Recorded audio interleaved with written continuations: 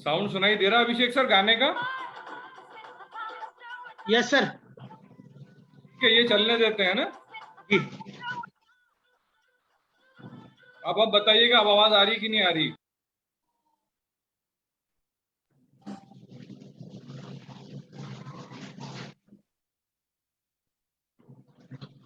Sir नहीं, voice नहीं है क्लियर। ठीक है, कोई इशू नहीं है।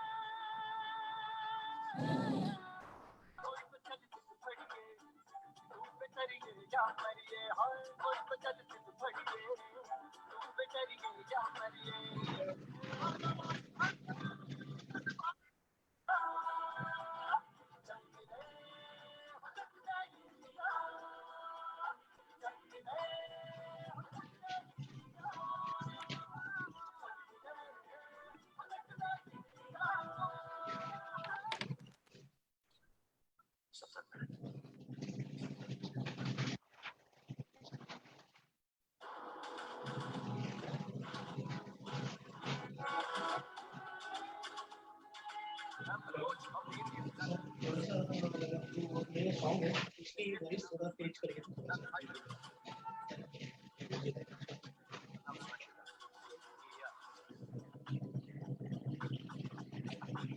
ओके।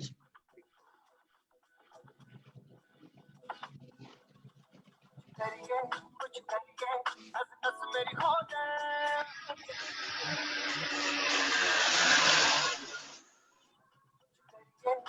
करिए बस बस बड़ा बहुत है, अब कुछ करिए, कोई तो चल से पड़िए, तू बेतरिए या मरिए, हाँ कोई तो चल से पड़िए, तू बेतरिए या मरिए, चक ले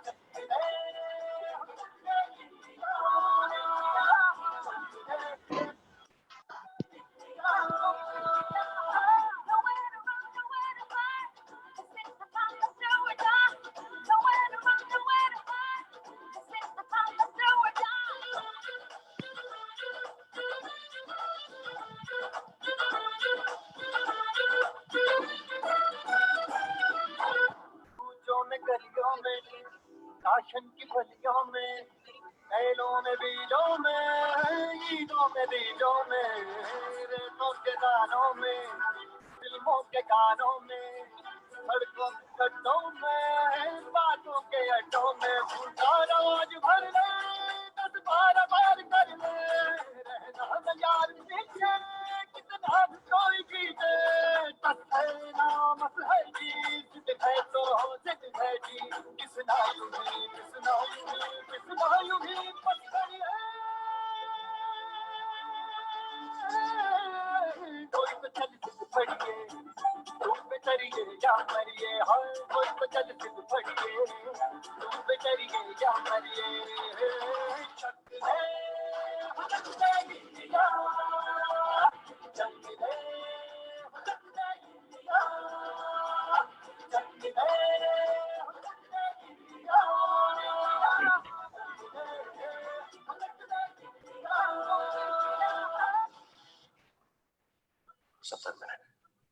सत्तर मिनट है तुम्हारे पास।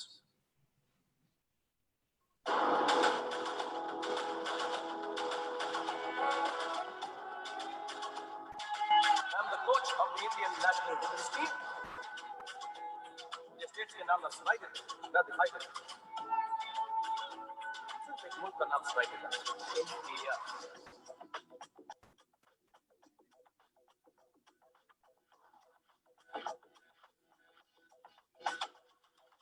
करिए कुछ करिए, हंस हंस मेरी खो जाए, कुछ करिए,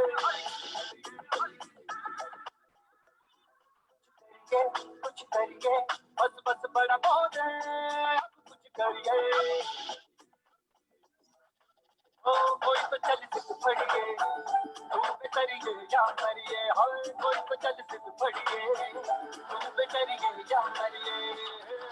चकले हुचकले इंडिया, चकले हुचकले इंडिया, चकले हुचकले इंडिया, चकले हुचकले इंडिया।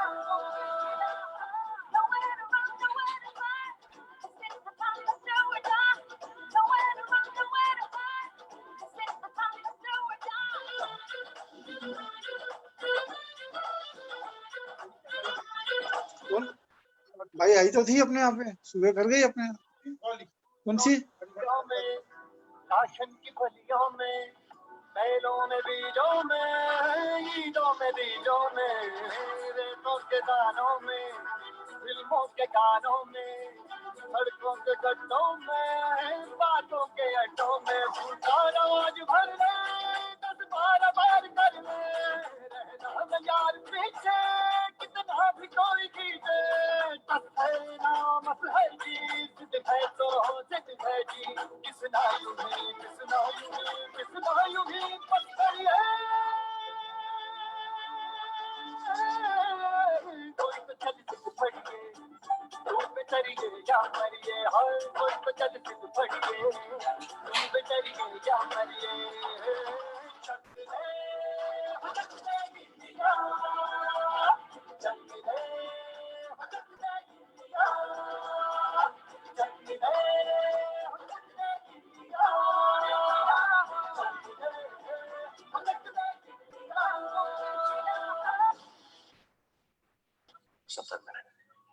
70 मिनट है तुम्हारे पास।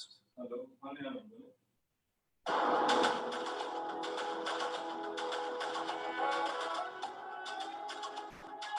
I'm the coach of the Indian national women's team.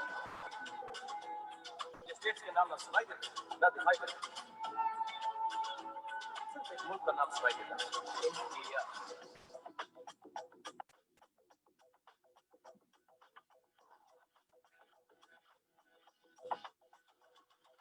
करिए, कुछ करिए, नस नस मेरी खोले, कुछ करिए,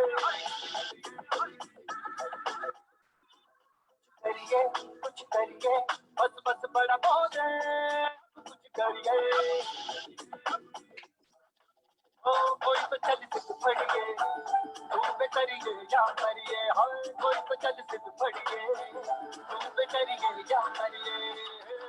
चकले हुचकले इंडिया, चकले हुचकले इंडिया, चकले हुचकले इंडिया, चकले हुचकले इंडिया।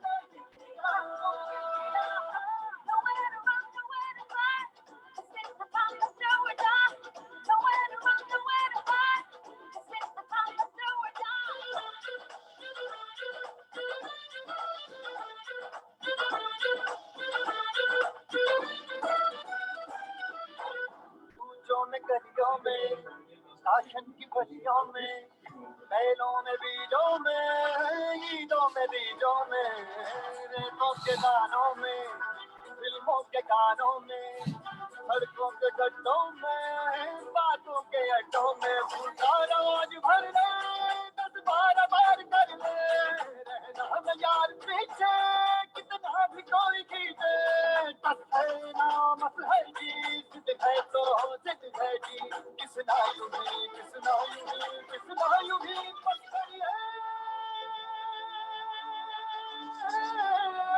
कोई तो चल सिद्ध फड़िए, तू बेचरिए या मरिए, हर कोई तो चल सिद्ध फड़िए, तू बेचरिए या मरिए। चकले हुचकले इंडिया, चकले हुचकले इंडिया, चकले हुचकले इंडिया, चकले हुचकले इंडिया।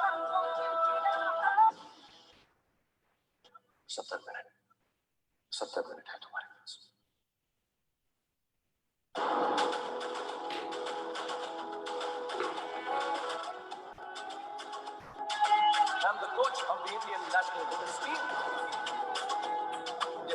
ना सुनाई देते ना दिखाई देते, एक मुल्क का नाम सुनाई देता है, इंडिया।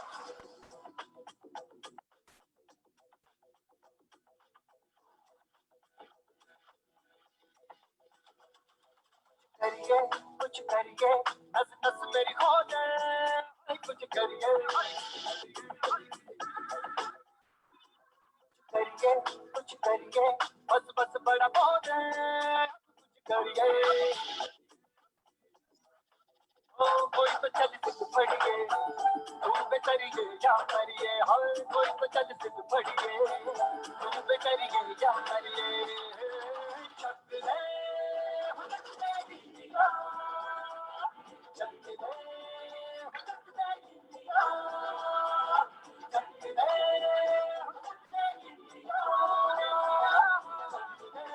अभिषेक,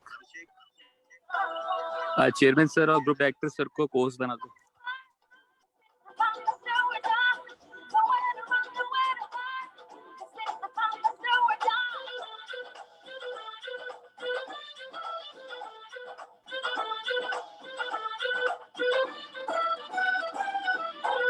ऊंचों में गलियों में, राशन की फलियों में, बैलों में बीजों में, ईदों में बीजों में, रेतों के दानों में, फिल्मों के गानों में, सड़कों के गड्ढों में, बातों के अड्डों में, फूटा रवाज भर ले, 10-12 बार कर ले, रहना हम यार पीछे, कितना भी कोई खींचे।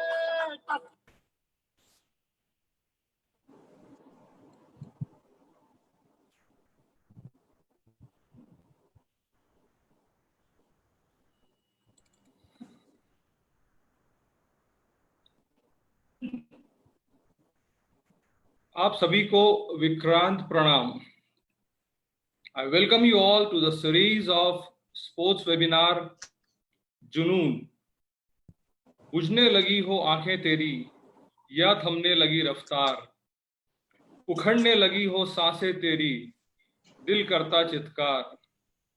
दोष विधाता को ना देना, बस मन में रखना आस, विजयी बनता है वही जिसमें हो आत्मविश्वास।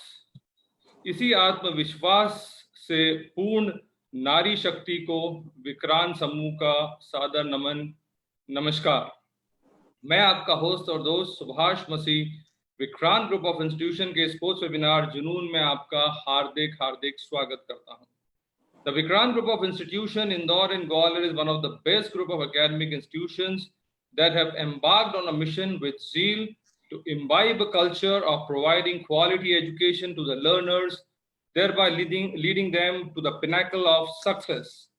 Our chairman, Shri R.S. Rathore, sir, the founder of Vikrant Group of Institutions, an engineer by profession who had a dream of setting up a world-class institution in Madhya Pradesh.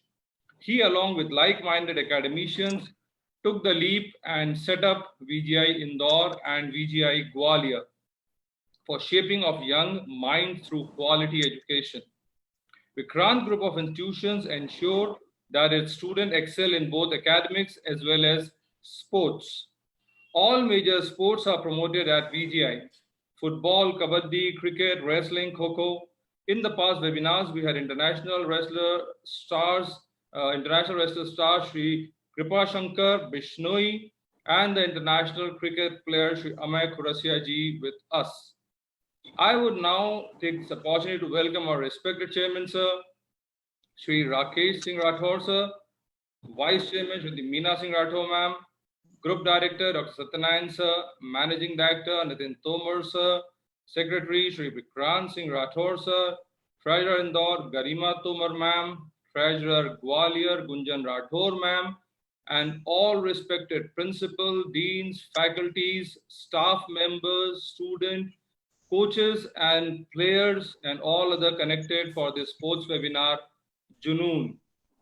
Friends, Vikrant Group has always been on the forefront to encourage and motivate the sportsman spirit among students and to provide a sports environment by organizing the annual sports festival Bonanza VPL, that is Vikrant Premier League for school students.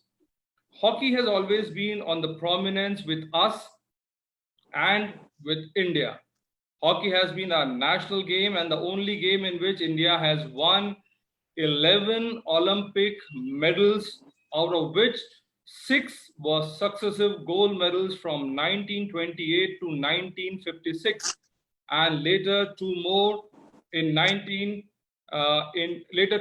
Tokyo and Moscow Olympics. This webinar would not be complete if we do not remember our own hockey superstar from Mahu, Shankar Lakshman Dada, who was also a part of Olympic medal-winning hockey team as a goalkeeper in 1956, 1960, and 1964. It is a matter of great pleasure for us to have international women hockey star and the lead of Indian hockey team, Arjun Awardee, Preetam Siwach, ma'am, who has led India to many victories in international women hockey tournaments. She has done great for not only for there, but also for she has put for Haryana state, for the country, and as a whole, she has been the leading force behind many women, girls, and Indian hockey players. We welcome you on this beautiful Sunday morning, ma'am. आपका sports webinar जुनून में बहुत बहुत स्वागत है.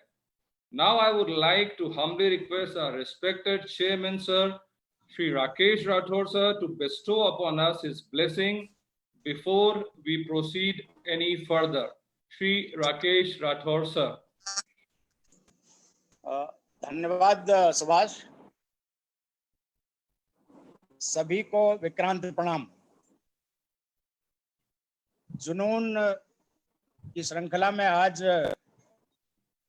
हमारे बीच में अंतर्राष्ट्रीय क्रिकेट हॉकी खिलाड़ी कैप्टन रह चुकी, जिन्होंने अर्जुन अवार्ड भी जीता और भारत को सर्वश्रेष्ठ मुकाम पे पहुंचाने के लिए आज वो कोच भी हैं और भारतवर्ष की लड़कियों को वो बहुत अच्छे से हॉकी खेल की बारीकियां सिखा रही हैं. और ये इतना बड़ा नाम जुनून ही हो सकता है. जुनून शायद आज प्रासंगिक होगा इनके नाम के लिए और इनके काम के लिए. मुझे तो ये भी बहुत अच्छा लगता है कि खेल एक ऐसा माध्यम होता है जो कि जुनून सिखाता है. और किसी भी जीवन के सभी पक्ष जो भी होते हैं, जो भी हमारे लक्ष्य होते हैं, वो सभी खेल ही है. जीवन का खेल होता है. उस खेल में यदि हमारे अंदर जुनून जाग गया तो प्रीतम रानी सिवाच जैसा भी असंभव सा लगने वाला कार्य भी सिद्ध हो जाता है. मैं इस अवसर पर हमारे देश का नाम रोशन करने वाली अति श्रेष्ठ हॉकी खिलाड़ी, भारतीय टीम की कैप्टन रह करके उन्होंने सर्वोच्च कॉमनवेल्थ में हमको गोल्ड दिलवाया और आज भी उस हॉकी की जादूगरी के साथ में हमारी बच्चियों को सिखा रही हैं. ऐसी शख्सियत को मैं विक्रांत परिवार में आज देखकर प्रणाम करता हूं और विक्रांत प्रणाम करते हुए आपका अभिनंदन करता हूं और स्वागत करता हूं. प्रीतम रानी, आप न केवल अद्वितीय खिलाड़ी हैं, वरन एक ऐसे प्रदेश से आई हमारी महिला शक्ति हैं, एकमात्र शक्ति हैं जहां की तमाम रूढ़ियां प्रचलित होती हैं. और ऐसे में आपने किस तरीके से अपना राष्ट्रीय और अंतर्राष्ट्रीय स्तर पर मुकाम बनाया होगा, अर्जुन अवार्ड जीता होगा और द्रोणाचार्य अवार्ड के लिए जो सर्वोच्च सम्मान है उसके लिए आप नामित हुई होंगी. मैं समझ सकता हूं. आपकी उस जुनून के लिए मैं प्रणाम करता हूं. मैं अभी ग्वालियर की उस धरा पे बैठा हूं जहां की हॉकी के जादूगर माने जाने वाले मेजर ध्यानचंद, कैप्टन रूप सिंह यहाँ की धरती से पैदा होकर के अंतर्राष्ट्रीय स्तर पर भारतवर्ष का नाम रोशन किया है. वहां से मैं आपको पुनः प्रणाम करते हुए और अपना व्याख्यान देते हुए, ताकि हमारा आज का यूथ, पर्टिकुलरली हमारे स्टूडेंट्स, इस कोविड-19 के काल में जब कहीं न कहीं निराशाजनक स्थिति में आ जाते हैं, किंग कर्तव्य विमूढ़ की स्थिति में आ जाते हैं, ऐसे में उनको एक बहुत अच्छा मोटिवेशन मिलेगा और जीवन जीने के प्रति बहुत उत्सुकता होगी, बहुत उनका उत्साहवर्धन होगा। खेल ही ऐसा माध्यम होता है जहाँ की हमेशा ही जीत होती है, हार में भी खिलाड़ी ही जीत मान सकता है, हार होती ही नहीं है। हार तो हमको सिखाती है कि जीत की ओर कैसे बढ़ा जाए। तो ऐसे खेल प्रतिभा के लिए और विशेष रूप से मातृशक्ति के रूप में आपने जो देश का नाम रोशन किया है, आप हमारे लिए वंदनीय हैं और हम सभी आपका स्वागत करते हुए गौरवान्वित महसूस कर रहे हैं। धन्यवाद सुभाष, प्लीज कैरी ऑन। शुक्रिया सर आपके आशीर्वाद वचन के लिए।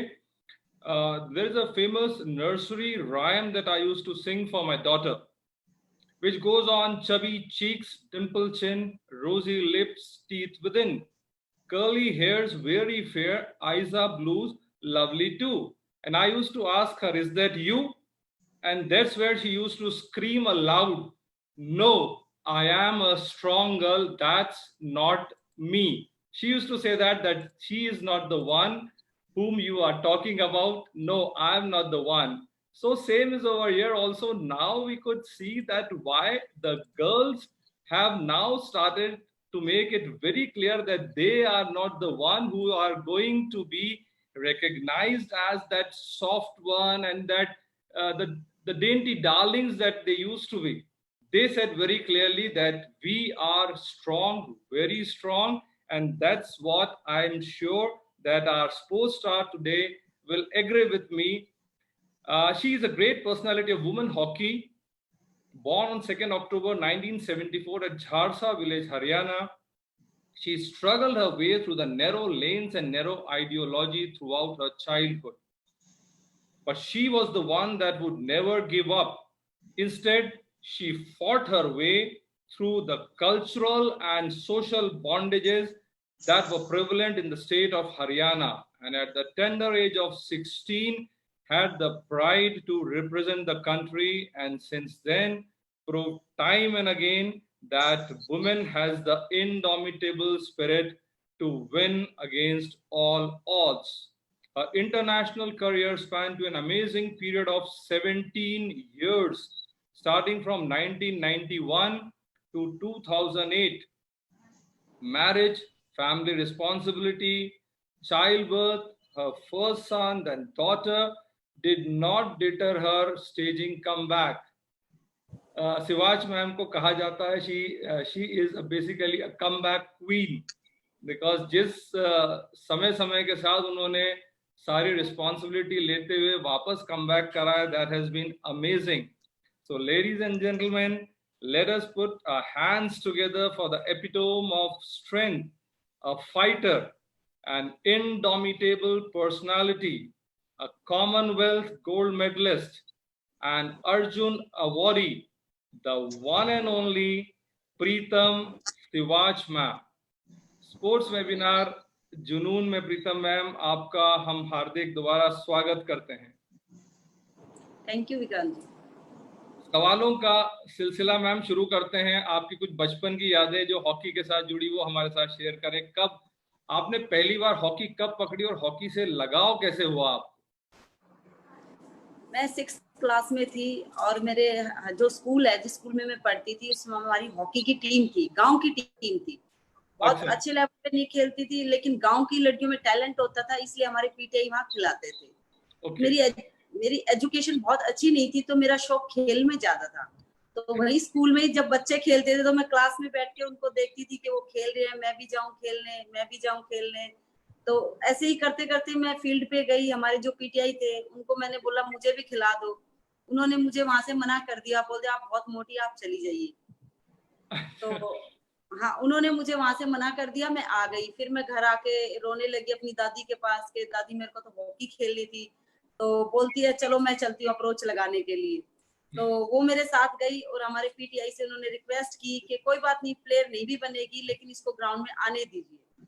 तो वहीं से मेरी स्टार्टिंग थी स्कूल से। तो शुरू से। पर इसमें इसके अंदर हॉकी का कैसे आपका रुझान रहा? जनरल मतलब लड़कियां और खेलों में ज्यादा इन्वॉल्व होती हैं, कई बार इतनी छोटी उम्र में हॉकी का कैसे रुझान हुआ आपका? हमारे गांव में हॉकी ही था और कोई स्पोर्ट्स था ही नहीं। जो स्कूल में है वो हॉकी खिलाते थे पीटीआई। तो इसीलिए हॉकी की तरफ रुझान गया। एक लड़की हमारी वहाँ की थी जो स्टार्टिंग में मतलब खेल के बाहर गई थी, विदेशों में गई थी। ओके तो मैं उस लड़की को देखती थी कि ये इतने अच्छी किट पहनती है, इतने अच्छे ट्रैक सूट हैं इसके पास, या इतनी अच्छी दिखती है। तो मैं सोचती थी मैं भी मतलब ऐसी प्लेयर बनूं। तो मैंने उससे बात की, दीदी आप कैसे बने? उसने मेरे को थोड़ा कुछ बताया। तो मेरा बड़ी इच्छा हुई कि मैं हॉकी खेल के और इतनी बड़ी स्टार बनूं। ओके, तो इससे हॉकी की तरफ, यानी गांव में हॉकी का माहौल शुरू से था आपके यहाँ। बिल्कुल बिल्कुल बिल्कुल। लेकिन हम जो सुनते आए हैं, हालांकि जो तो वो चीज आप ज्यादा बेहतर बता सकते हैं कि हरियाणा में थोड़ा इतना फ्री एटमॉस्फेयर नहीं, और आज से आप जब खेलते थे, आप जब थे तब इतना फ्री एटमॉस्फेयर लड़कियों को नहीं मिलता था कि वो इतनी ओपनली मतलब खेलों में इन्वॉल्व हो सकें। तो उस बारे में कुछ बताएं। विक्रांत जी, आपने बहुत अच्छा क्वेश्चन किया है। आज से 20 साल पहले जो है हमारे जो मतलब हरियाणा के अंदर आज भी बहुत सारे हमारे गांव जो विलेज एरिया हैं वो बहुत बिछड़े हुए हैं। हम कहने को सोचते हैं कि वहाँ पे बहुत एडवांस है, ऐसा कुछ नहीं है। और जहाँ मैं थी वहाँ आज आप गुड़गांव को जानते हो, आज उसको बैंकॉक के नाम से जाना जाता है। लेकिन 20 साल पहले वो एक गांव था, झाड़सा गांव था, जो 46 सेक्टर के पास पड़ता है।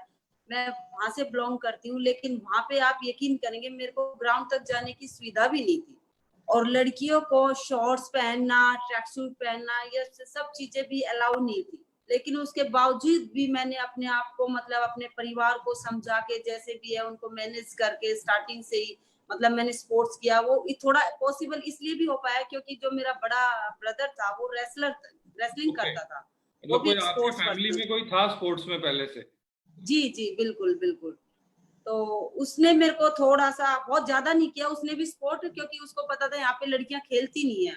लेकिन फिर भी थोड़ा मुझे ये था कि ये खेलता तो मैं भी स्पोर्ट्स करूं। मेरे फादर बोलते थे कि भाई तुम करते तो इसको क्या प्रॉब्लम है। उसको बिल्कुल अच्छा नहीं लगता था कि स्टेडियम में भाई मैं लड़की होके जाऊं, वहां तो बहुत बॉयज खेलते हैं और ये मेरी बहन जाएगी तो मुझे अच्छा नहीं लगेगा। तो इन सब चीजों का मैंने बहुत सामना भी किया और बहुत परेशानियां भी मेरे साथ आई है। जी जी, लेकिन आपने फिर भी हिम्मत नहीं हारी। आपके साथ मैंने ये हिम्मत नहीं बिल्कुल बिल्कुल। इसमें मैं अपने फादर को बहुत मानती हूँ कि उन्होंने मुझे इतना सपोर्ट किया है कि इतना मतलब वो होने के बाद भी मेरे को ये बोलते थे मैं अपनी लड़की को हॉकी खिलाऊंगा, स्पोर्ट्स करवाऊंगा। अब बेटे को ये बोलते थे तुमने खेलना तो खेलो, नहीं तो ये तो स्टेडियम में जाएगी, जरूर जाएगी। तो वो अपनी प्रैक्टिस छोड़ के मेरा ध्यान रखता था स्टेडियम में क्या कर रही है, कैसा कर रही है, कोई कुछ कह तो नहीं रहा है, क्योंकि गांव के बच्चे बहुत आते थे। और आपको पता, जहाँ आज भी हमारा देश चेंज नहीं हुआ, जहाँ लड़कियां खेलती होंगी वहां मधुमक्खियां अपने आप आ जाती है। तो ये परेशानियां भी बहुत हुई थी, उसके बावजूद भी मैं खेलती रही, कंटिन्यू मैंने किया, फाइट किया, मैंने बहुत फाइट किया। नहीं, आपके मैडम ये चीज मैं आपका जो जब मैंने पूरी हिस्ट्री पे वो गया, आप बहुत जुझारू है मैम। ये चीज मैं आपको मैंने इसलिए बोला, आप नारी शक्ति को रिप्रेजेंट करती जिस तरह से आपने। और जब आपने उस दिन मुझे बताया कि 16 बरस की उम्र में आपने शुरू करके आपने फैमिली भी संभाली, शादी भी हुई, दो आपके घर पे फैमिली भी बड़ी, बच्चे भी हुए। एक फोटो हमने देखी जो बेटे के साथ, बेटा भी स्टेडियम में आपके साथ हॉकी लेके खड़ा है। Yes yes. एक आम मतलब परिवेश में तो हम इसको एक्सक्यूज बना लेते हैं कि भाई अब नहीं खेलना, हो गया जितना खेलना था। बिल्कुल। मेरे साथ ऐसी सिचुएशन आई थी जब मेरे से बड़ी मेरी सिस्टर है, मैं घर में सबसे छोटी हूँ, मेरे 2 ब्रदर हैं और हम 2 सिस्टर हैं। और जब मेरी बहन की शादी थी, मेरी बहन 12th में थी, बहुत जल्दी शादी कर देते थे और मैं 9th क्लास में थी, 8th या 9th में। तो हमारे घर वालों ने फैसला लिया कि बहन के साथ ही इसकी भी हम शादी कर देंगे। तो जब मुझे पता लगा तब तो मैं नेशनल खेल के आई थी, लेकिन अभी इंडिया टीम में आई नहीं थी। तो मुझे बड़ा अफसोस हुआ कि घर वाले शादी कर देंगे तो मेरा तो सपना भी पूरा नहीं होगा। तो मैंने अपने घर वालों को खूब मनाया, बोला, लेकिन उन्होंने मेरी एक नहीं मानी, क्योंकि हमारी थी ज्वाइंट फैमिली, बैक मेरी ज्वाइंट फैमिली में थी, मेरे चाचा ताया हम सब एक साथ रहते थे, खेती बाड़ी भी करते थे, सब था।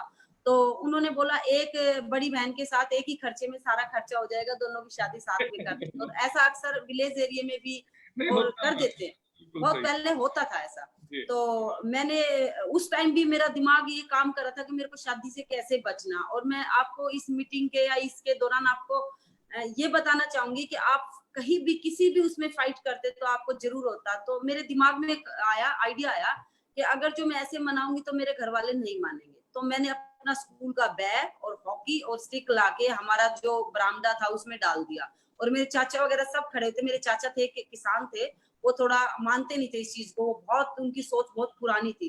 जी। तो मैंने बोला ये मेरी सब चीज पड़ी है और जिस दिन मेरी शादी होगी, मेरी बारात आएगी, मैं यहाँ मिलूंगी नहीं आपको, ये देख लेना। अच्छा। तो बिल्कुल बिल्कुल, तो उन्होंने देखा ऐसे ये क्या है, तो उन्होंने मुझे डांटा, ये क्या बोल रही है, ऐसे कर देंगे, हम मार देंगे, ये जैसे आपको पता हरियाणा में जैसे देते हैं। मैंने कहा आप मार देना, कुछ भी कर लेना, लेकिन जिस दिन शादी होगी उस दिन मैं मिलूंगी नहीं यहाँ पे। तो फिर चाचा वगैरह सभी बैठे, उन्होंने मुझे बोला तू क्या चाहती है। मैंने कहा मुझे 2 साल का टाइम दो, सिर्फ 2 साल का। मैंने उनसे सिर्फ 2 साल की भीख मांगी कि मुझे 2 साल का टाइम दो। मैं 9th में थी, 10th और 11th तक।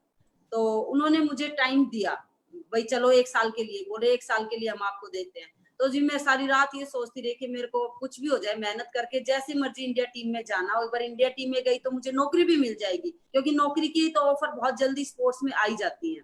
तो जैसे ही मैं मेहनत करती गई सर, मैं नेशनल 10th में 9th में थी जब मैं नेशनल खेली थी, दिल्ली में नेशनल था हमारा, और वहां से मैं सीनियर इंडिया कैंप के लिए सिलेक्ट हो गई। मैंने बहुत ज्यादा गोल किए थे, बहुत बढ़िया। मैं सेंटर फॉरवर्ड खेलती थी। तो भाई सेंटर फॉरवर्ड उसी टाइम खेलता मैं उसी टाइम सिलेक्ट हो गई और कैंप के लिए मेरा नाम आया और मुझे बहुत खुशी हुई। लेकिन मैं बहुत छोटी थी सर उस टाइम। लेकिन जब जैसे ही पटियाला में नेशनल कैंप के लिए गई, मेरा बिल्कुल वहां मन नहीं लगा, क्योंकि वहां बहुत सीनियर, बहुत पुराने पुराने अच्छे अवार्डीज प्लेयर थे और उनके बीच में मैं सबसे छोटी थी और मैं बहुत रोती थी। और उन दिनों सर हमारे पास फोन भी नहीं होता था। उस टाइम फोन होता ही था, बहुत कम घरों में नहीं वैसे होती। लैंडलाइन का फोन होता था। जी सर। तो मैं अपने फादर को चिट्ठी लिखती, मुझे यहाँ से ले जाओ, लेकिन फिर भी मेरे मन में था मुझे ले जाएंगे तो शादी कर देंगे। तो सर मैं जैसे भी अपना मन बना के मैं कैंप में रही, और उन्होंने जब कैंप में मैं खेलती थी उनको बहुत अच्छी लगी मेरी गेम। उन्होंने बोला ये बहुत छोटी लड़की है, इसको जूनियर कैंप में किया जाए, जूनियर इंडिया टीम में। तो मुझे वहां से डायरेक्ट जूनियर टीम में भेज दिया। फिर मेरे को वहां पे माहौल अच्छा मिला, जूनियर लड़कियां मेरे बैच की मिली, थोड़ा मेरे को अच्छा भी लगा। वहां पे मैं जूनियर में सबसे अच्छा खेलती थी, सबसे सीनियर अच्छा में तो खेलती फिर होंगी आप, सीनियर से जूनियर्स में आए तो वो हाँ फाइनल हाँ में हाँ, वहां पे फिर मैं हीरो थी, मतलब इतने सीनियर से गई तो हीरो थी। तो फिर मुझे वहां पे बहुत अच्छा लगा। तो ऐसे ही करते करते सर मैं कैंप में आ गई, और मैं जैसे ही 10th में गई मेरे को जॉब की ऑफर आने लग गई सर। अच्छा। जी सर। फिर मैंने एयर इंडिया में जॉब की सर, 1 साल के लिए मेरे एडोप पे एयर इंडिया ने ले लिया मेरे को कि भाई आप हमारी टीम से खेलना। और सर मैं एयर इंडिया से नेशनल खेली, मैंने खूब गोल किए, वंडरफुल। खूब गोल किए। तो सर उन्होंने मुझे जी सर मेरे को परमानेंट जॉब के लिए ऑफर दिया, भाई ऐसे ऐसे। फिर सर मेरे मन में एक ख्याल आया कि उस टाइम इतना डिसीजन नहीं ले पाते थे हम लोग स्पोर्ट्समैन, बहुत छोटी एज भी थी। तो मैंने सोचा बॉम्बे रहना पड़ेगा, एयर इंडिया में मैं जाऊंगी तो घर छोड़ना पड़ेगा, और अच्छा, बॉम्बे में इंडिया हम से जैसे लोग बॉम्बे नहीं जाना रह पाते। पड़ेगा। जी सर। उसमें भी मैं कंफ्यूज हो गई सर, लेकिन फिर भी जैसे रहा चलता रहा। उसके बाद मुझे रेलवे की ऑफर आई सर, भाई रेलवे में आप जॉब करोगे, ऐसे से आपको मिलेगा। तो सर मैंने फिर रेलवे ज्वाइन किया, Okay. और ऐसे ही करते मेरे को जॉब मिल गई सर, और मैं इंडिया टीम में भी आ गई। समय और एज क्या होगी जब आपने रेलवे ज्वाइन करा मैम? जी सर मेरी 16 साल थी, 16 साल। अच्छा, आपने ज्वाइन 16 साल में आप जी सर। मतलब कि 2 साल शादी का से बचना मिल रिलैक्सेशन जाएगा दिया। और अपने को नेशनल खेलना मिलेगा। जी सर मेरे को 2 साल का रिलैक्सेशन दिया था रेलवे ने, कम एज थी तो उन्होंने परमिशन मांगी थी ऊपर से सर। जी। और सबसे बड़ी बात थी सर, मेरे को जॉब मिलने की इतनी खुशी नहीं थी, मेरे को सबसे ज्यादा खुशी थी कि मैं शादी से बच गई, और मेरा अब घर वाले मतलब कुछ नहीं कर सकते, मतलब अब मैं अपने पैरों पे खड़ी हो चुकी हूँ। Very true. अब मतलब आपसे ये था कि अच्छा आप अपने पैरों पे भी खड़े हो गए, अब आपको जबरदस्ती कोई कुछ नहीं कराया जा सकता। बिल्कुल नहीं सर। और जैसे ही सर पहली बार मैं इंडिया टीम से 91 में जैसे ही हम इंडिया टीम से खेलने गए, जूनियर एशिया कप हमारा कंपटीशन था सर, और फर्स्ट टाइम हम मलेशिया गए थे, विदेश में पहली बार जहाज में बैठे थे, जैसे एरोप्लेन में लोगों का सपना होता है, उस टाइम हमारा भी सपना था कि कैसे बैठते हैं, बड़ी एक्साइटमेंट हो रही थी पूरे दिन से, आज टीम जाएगी, ये जाएगी। और सर फिर जाके मलेशिया में हमने कंपटीशन खेला। तो फील्ड पे उतरने के बाद तो कोई गोरा कोई काला नहीं होता, या कोई इंडियन फॉरेनर नहीं होता।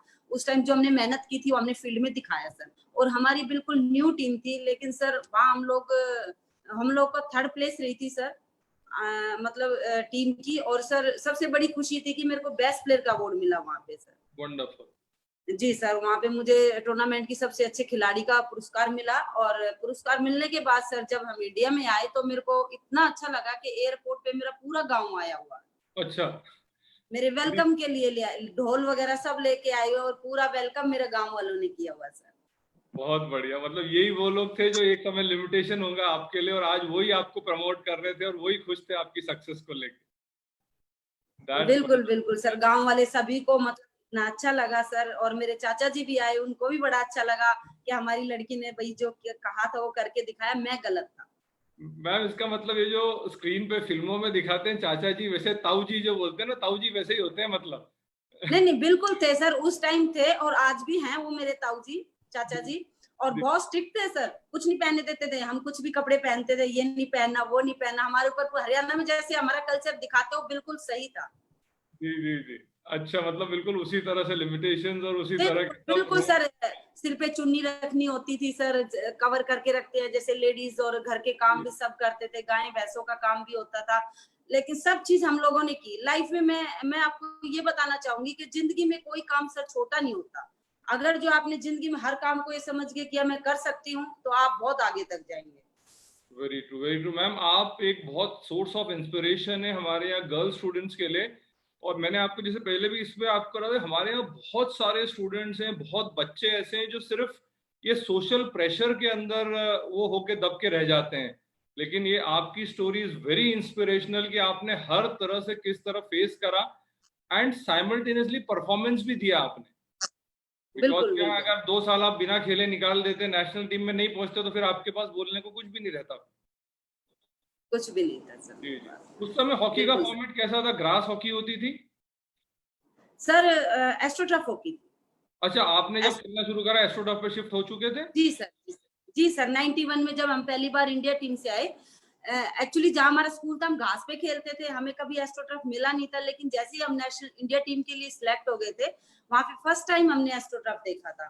तो इंटरनेशनल उसमें हॉकी मेरी एक्सपीरियंस सारी कैसा रहा मैडम? ग्रास और एस्ट्रोटर्फ का डिफरेंस कैसे आपको लगा जब आप ग्रास पे खेलने के बाद, जब आपने सर पहली जैसे दिन और रात का लगता है, कितना बिल्कुल फर्क? ग्रास और एस्ट्रोटर्फ का ऐसा लगा सर। ओके।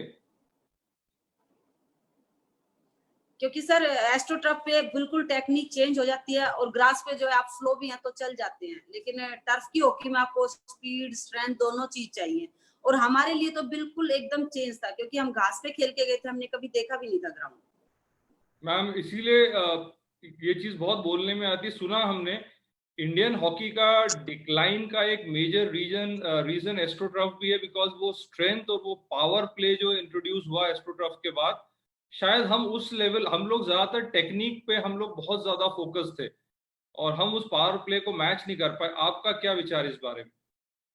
सर देखो, एक्चुअली हम स्किल में तो स्टार्टिंग से ही अच्छे रहे हैं, हॉकी में जो स्किल है हम स्किल से ही खेलते हैं, और आज भी हम सोच सकते हैं कि स्किल की जरूरत नहीं है, तो हमारी स्किल की जरूरत है, लेकिन इसके साथ साथ अब हमें स्ट्रेंथ की भी जरूरत पड़ गई है, जो कि पहले स्ट्रेंथ की इतनी जरूरत नहीं पड़ती थी। ग्रास पे खेलते थे तो आपके पास स्किल है तो आप ठीक खेल देते थे, टीम के लिए चल जाता था, लेकिन आज की हॉकी में एस्ट्रोटर्फ की में आपको स्ट्रेंथ भी चाहिएगी, पावरफुल चाहिएगा, आपको इंजरी से भी बचना है, और एस्ट्रोटर्फ की जो हॉकी की लाइफ होती है खेलने की वो बहुत कम होती है।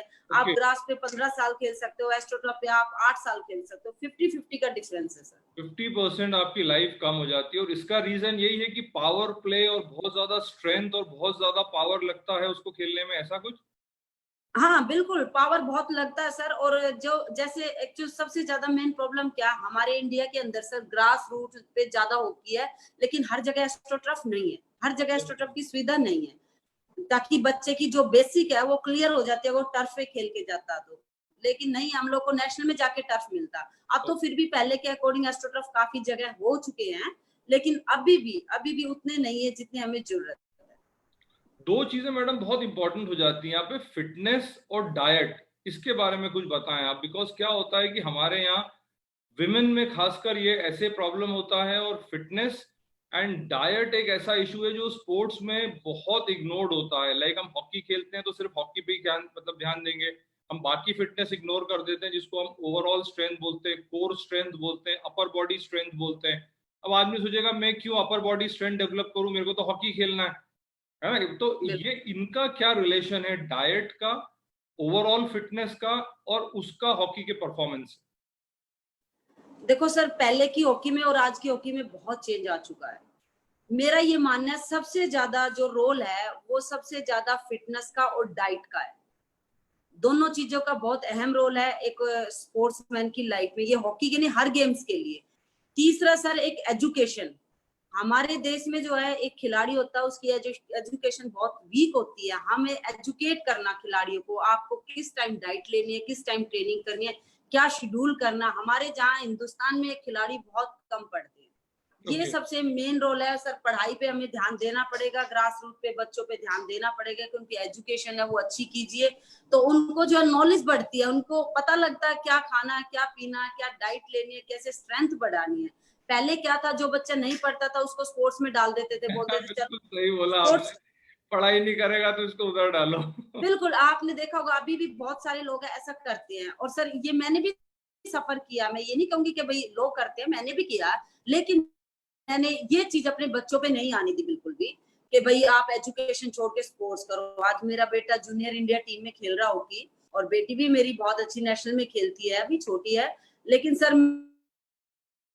मैंने उनको बोला पढ़ाई पहले खेल बाद में। सबसे मेन रोल ये है सर। और डाइट जो है, हमारे घरों में इतनी अच्छी डाइट हम नहीं ले पाते, जितना भी हम घर में कोशिश कर ले सर, वो डाइट नहीं मिल पाती जो एक हमें नेशनल कैंपों में जो मिलती है सर। हमें किस चीज में कैल्शियम मिलेगा, किससे आयरन मिलेगा, किस चीज से सर हमारी बॉडी की मतलब जो पूरा जो खाने के लिए पूर्ति हमारे शरीर को जो चाहिए, वो पूरी डाइट नहीं मिल पाती सर हमें। तो डाइट का जैसे बचपन में हम होते हैं सर, बचपन में हम खेलते थे सर, क्या होता था, हम रोटी खा के चले जाते थे, टिफिन में भी 2 रोटी लेके जाते थे, पराठे बना लेके खा जाते थे, लेकिन सर उस डाइट से पूरा नहीं होगा काम। आपको डाइट पे स्पेशल ध्यान देना पड़ेगा। 70% डाइट का रोल है सर। ओके, 70%। मैम ये स्पोर्ट्स वेबिनार बहुत सारे बच्चे, हमारे स्कूल के स्पोर्ट्स स्टूडेंट्स, गर्ल स्टूडेंट्स बहुत सारे स्कूलों के साथ जुड़ी हैं फेसबुक लाइव पे हमारे साथ। आपका मैसेज जो मैं समझाऊं, 2 आपने बहुत इंपॉर्टेंट बात बोली है। एक, you can not ignore your education, यानी पढ़ाई को इग्नोर नहीं कर सकते। और दूसरे नंबर पे 70% रोल एक खिलाड़ी का जो रहेगा वो उसकी डाइट का रहेगा। बिल्कुल सर, वेरी इंपॉर्टेंट मैम, ये सभी के लिए बहुत इंपॉर्टेंट चीज है। बिकॉज और इसी का मैडम कहीं ना कहीं डाइट का मैं पढ़ रहा था कि अगर आप प्रोटीन प्रॉपर नहीं लेते हैं तो बॉडी रिकूपरेट नहीं कर पाती, रिकवर नहीं कर पाती है, और इंजुरीज भी उस कारण होती है। आप क्या समझ, मतलब आप क्या बोलते हैं इस बारे में मैम? सर ये बिल्कुल आपने बहुत अच्छा पॉइंट बताया। एक खिलाड़ी को प्रोटीन की बहुत जरूरत होती है। जैसे एक खिलाड़ी है, उसके 1 किलो वेट पे उसको जैसे 200 ग्राम प्रोटीन चाहिए ही चाहिए सर। हमें डेली का सर मैक्सिमम प्रोटीन और पानी लेना सर। सबसे ज्यादा रोल पानी का और प्रोटीन का होता है। जैसे हम पानी भी कम पीते हैं, पानी हमें 70% हमें पानी चाहिए हमारी बॉडी में। जिस दिन हम बहुत सारा पानी पियेंगे, अगले दिन सर हमारी परफॉर्मेंस बहुत अच्छी होती है, खिलाड़ी की रिकवरी बहुत फास्ट होती है, और जिससे आपको इंजरी भी नहीं होती है। आप प्रोटीन ज्यादा लेंगे और पानी ज्यादा लेंगे, आपको जैसे मसल वगैरह खींचते हैं या बैक खींचती है, घुटना मुड़ता है, जो भी मुड़ता है, कोई आपको इंजरी नहीं होगी अगर जो आप प्रोटीन और पानी को प्रॉपर लेंगे। Very true, very true madam. इसमें मेरे ख्याल से एक और बच्चों को ये जानना बहुत जरूरी कि इलेक्ट्रॉल या इलेक्ट्रोलाइट्स का भी रोल बहुत इंपॉर्टेंट होता है, वरना ये इसके अंदर मसल क्रैम्प्स जो आते हैं, ये जो मसल खींचती है आपने बोला बार बार, तो इसके लिए कुछ अलग से आप लोग लेते हैं या कैंप में कुछ अलग देते थे आपको? बिल्कुल अलग देते थे सर। देखो जैसे लोग बोलते चीनी घोल के पी लो, नमक घोल के पी लो, देखो पहले सुविधाएं नहीं थी, लोगों को पता नहीं था। मैंने बताया ना, फिर एजुकेशन का रोल आता। आजकल बच्चे बहुत तेज है, आजकल सब पढ़ते हैं, गूगल पे निकालते क्या लेना चाहिए क्या नहीं। लेकिन आजकल नेशनल कैंपों में भी, स्टेटों के कैंपों में भी आपने देखो अगर डाइटिशियन लगे हुए हैं, जैसे साई जो है उन्होंने भी देखो हर जगह अपने डाइटिशियन भेजे हुए हैं। तो आपको मैं ये बताना चाहूंगी कि ये जो इलेक्ट्रोल, ग्लूकोज वगैरह जो होते हैं, इतने इतने फायदेमंद चीजें नहीं है। आपको एनर्जी ड्रिंक है, बहुत सारे एनर्जी ड्रिंक आए हैं, अलग अलग कंपनियों ने निकाले हुए हैं सर। जैसे आप देखेंगे अलग अलग कंपनियां बहुत सारी हैं। अगर जो आपको इनमें से कुछ भी ना मिले तो आप सबसे बेस्ट है सर, नींबू को निचोड़िए, हल्का सा उसमें मीठा डालो, हल्का नमक डालो, मैक्सिमम ये पीना। लेकिन आप और ज्यादा ये इलेक्ट्रोल, ग्लूकोज वगैरह पे ज्यादा ध्यान मत दीजिए सर, इनमें मिलावटें ज्यादा है, या आपको ज्यादा फायदेमंद नहीं रहेंगी। उससे क्या आपको क्रैम्प्स नहीं आएंगे, आपकी बॉडी की रिकवरी फास्ट होगी। और एनर्जी ड्रिंक बहुत चले हुए हैं, बहुत एडवांस उसके चले हुए हैं, जो प्लेयर को फास्ट रिकवर करती है सर। जो आपने देखा बारे में आपका क्या विचार है मैडम? जो दादी दूध हल्दी मिला के पिलाती थी, बहुत थक के हाथ पांव दुखे तो सर देखो हल्दी से बचने के लिए तो आप कोरोना से भी हम लड़ रहे हैं, हल्दी का दूध पियो सबसे बेस्ट है। ये तो हमारा बहुत अच्छा ट्रीटमेंट है, हल्दी और दूध। वैसे भी चोट लग जाती है तो सबसे पहले हल्दी और दूध। आजकल बच्चे तो आपकी सारी वेन्स, आपका गला, आपकी बॉडी सारी मतलब अच्छी रहेगी। और मैं आपको बताना चाहूंगी, मैं भी कच्ची हल्दी डाल के पीती हूँ हमेशा सर, और अब कोरोना के उसमें तो डेली मैं दूध में डाल के पीती हूँ सर। बहुत अच्छा हल्दी पीना सर। Wonderful, wonderful ma'am. ये हॉकी के अंदर गेम फॉर्मेट भी कुछ चेंज हुआ? मैं देखता हूँ बार बार कुछ बेंच पे आ जाते हैं लोग, फिर वापस जाते हैं, बेंच पे आते हैं, फिर तो ये फॉर्मेट क्या होता है? सर आजकल हॉकी जो है बहुत फास्ट आ गई। पहले जो थी प्लेयर 70 मिनट भी खेलते थे और जो ज्यादा अच्छे प्लेयर थे वो 70 मिनट में 1 मिनट के लिए भी बाहर नहीं आते।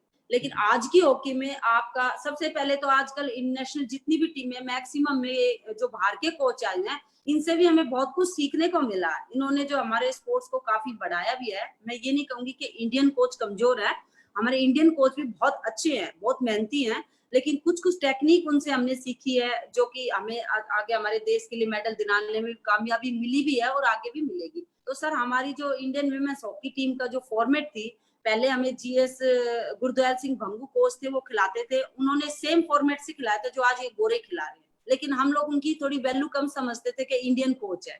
तो वो क्या है, जैसे जैसे मैच आता है मैच के अकॉर्डिंग आप फॉर्मेट चेंज कर सकते हो। आजकल हम डिफेंस में ज्यादा प्लेयर रखने लगे और अटैक पे कम रखते हैं। जैसे 4 फॉरवर्ड का अटैक करते हैं, डिफेंस में हम 8 प्लेयर रखते हैं। लेकिन जब हम लोग 20 साल पहले खेलते थे हम अपने आप को बहुत ताकतवर समझते थे, इसलिए हम 5 अटैक पे चले जाते थे। तो फॉर्मेट जो है मैच की, वो मैच के अकॉर्डिंग चेंज होती है। आपका ओपोनेंट किस हिसाब से खेल रहा है तो आपको कैसे चेंज करनी है, ये कोई पक्की नहीं होती फॉर्मेट की आपको इसी फॉर्मेट से खेलना। वो कोच के अकॉर्डिंग और ओपोनेंट के अकॉर्डिंग होती है। और चेंजिंग का आप पूछ रहे, बेंच पे चेंज करते हैं, ये सिर्फ 3-3, 4-4 मिनट ही अंदर खेलना उसमें, लेकिन आपको 110% आपने रिजल्ट देना कि मेरे को अपनी बॉडी बिल्कुल ऐसे लग जाना चाहिए कि 4 मिनट में आप गिरने वाले हो रहे हो। तो 4-4 मिनट का चार्ट लगा देते हैं बाहर, 4 मिनट में आपने उस प्लेयर को चेंज करना और जाके 100% खेलना। तो स्पीडी हॉकी आ गई, तो इसलिए चेंजिंग ज्यादा की। मैडम इस तरह से तो बहुत ज्यादा टेंशन हो जाता होगा। मैडम ऐसा कोई मैच बताएं जिसमें आपको बहुत ज्यादा टेंशन हो, सिचुएशन बहुत टाइट हो गई हो और फिर हम जीते हो। आप भी सेंटर फॉरवर्ड खेल रहे हैं तो आप पूरे समय रहते हैं कि गोल गोल गोल। तो सर आपने बहुत अच्छा क्वेश्चन किया। मेरी लाइफ का सबसे बड़ा जिसमें हमने गोल्ड लिया था, वो टूर्नामेंट सबसे टफ और सबसे मुश्किल और मतलब सच बताऊं मन की बात, लोग कहते थे मैं सोच के गया था गोल्ड के लिए। हम बिल्कुल नहीं सोच के गए थे गोल्ड के लिए। जब कॉमनवेल्थ में 2002 में बेस्ट 4 का हमारा था कि भाई हमारी टीम अच्छा खेलेगी तो बेस्ट 4 में जा सकती है। और सर जब हम वहां पे गए तो हमने सब टीमों को देखा, पहले भी देखा हुआ था, लेकिन जब कॉमनवेल्थ की तैयारी के बाद हमने 3-4 टीमों को देखा, हमें ये लगा कि शायद ये टीम में तो कुछ खा के आई है और हम लोग बहुत ही कमजोर हैं। तो हम लोग पोडियम बैठ के मैच देख रहे थे सभी टीमों का। ऑस्ट्रेलिया का और इंग्लैंड का मैच चला हुआ था जिनके साथ हमें भी खेलना था। तो हम मैच देख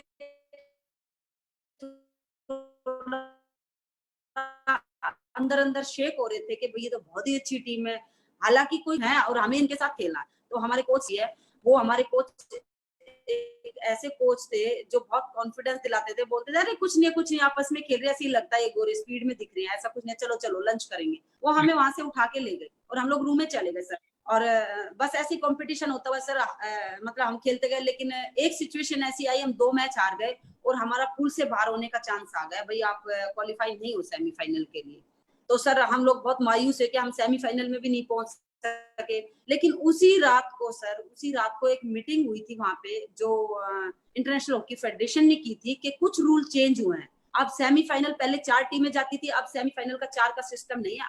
अब यहाँ से 4 एक पूल से टीम जाएगी, 8 टीम में जाएंगी, मतलब क्वार्टर फाइनल हो, बिल्कुल मतलब कि आपका क्वार्टर फाइनल मैच होगा। और वो चीज उसी टाइम स्टार्ट हुई थी, पहले नहीं होता था सर, उसी टाइम आया था। तो सर हम लोग तो मायूस थे। हमारे कोच ने आके बोला कि भाई ऐसे ऐसे तुम्हें एक चांस और दिया गया, बधाई हो। हम बोले कैसे चांस? बोले ऐसे ऐसे क्वार्टर फाइनल को। और सर पता नहीं ऐसा महसूस हुआ जैसे हमें अंदर से एनर्जी मिली है। हमने बोला अब नहीं छोड़ेंगे, कुछ हो जाए अब तो अब हम छोड़ेंगे नहीं। हम अपने पूल में 4th थे सर और हमें उधर की टॉप टीम से खेलना था। टॉप टीम मतलब फाइनलिस्ट टीम होगी, पूल में टॉप किया तो उस टीम ने, बिल्कुल सर। और सर 5 टीम के साथ हमारा मैच था और वो टीम थी सर ऑस्ट्रेलिया टीम, जो लास्ट टाइम वर्ल्ड कप जीत के आई थी, विमेंस की टीम सर। ओके वंडरफुल जी सर, उसके साथ हमारा मैम ये तो पूरी चर्चे की कहानी हो गई। ये तो मेरे ख्याल से लगता है ये पूरी कहानी आप लोगों से उन्होंने उठाई है। बिल्कुल बिल्कुल वो हमारे साथ ही थे।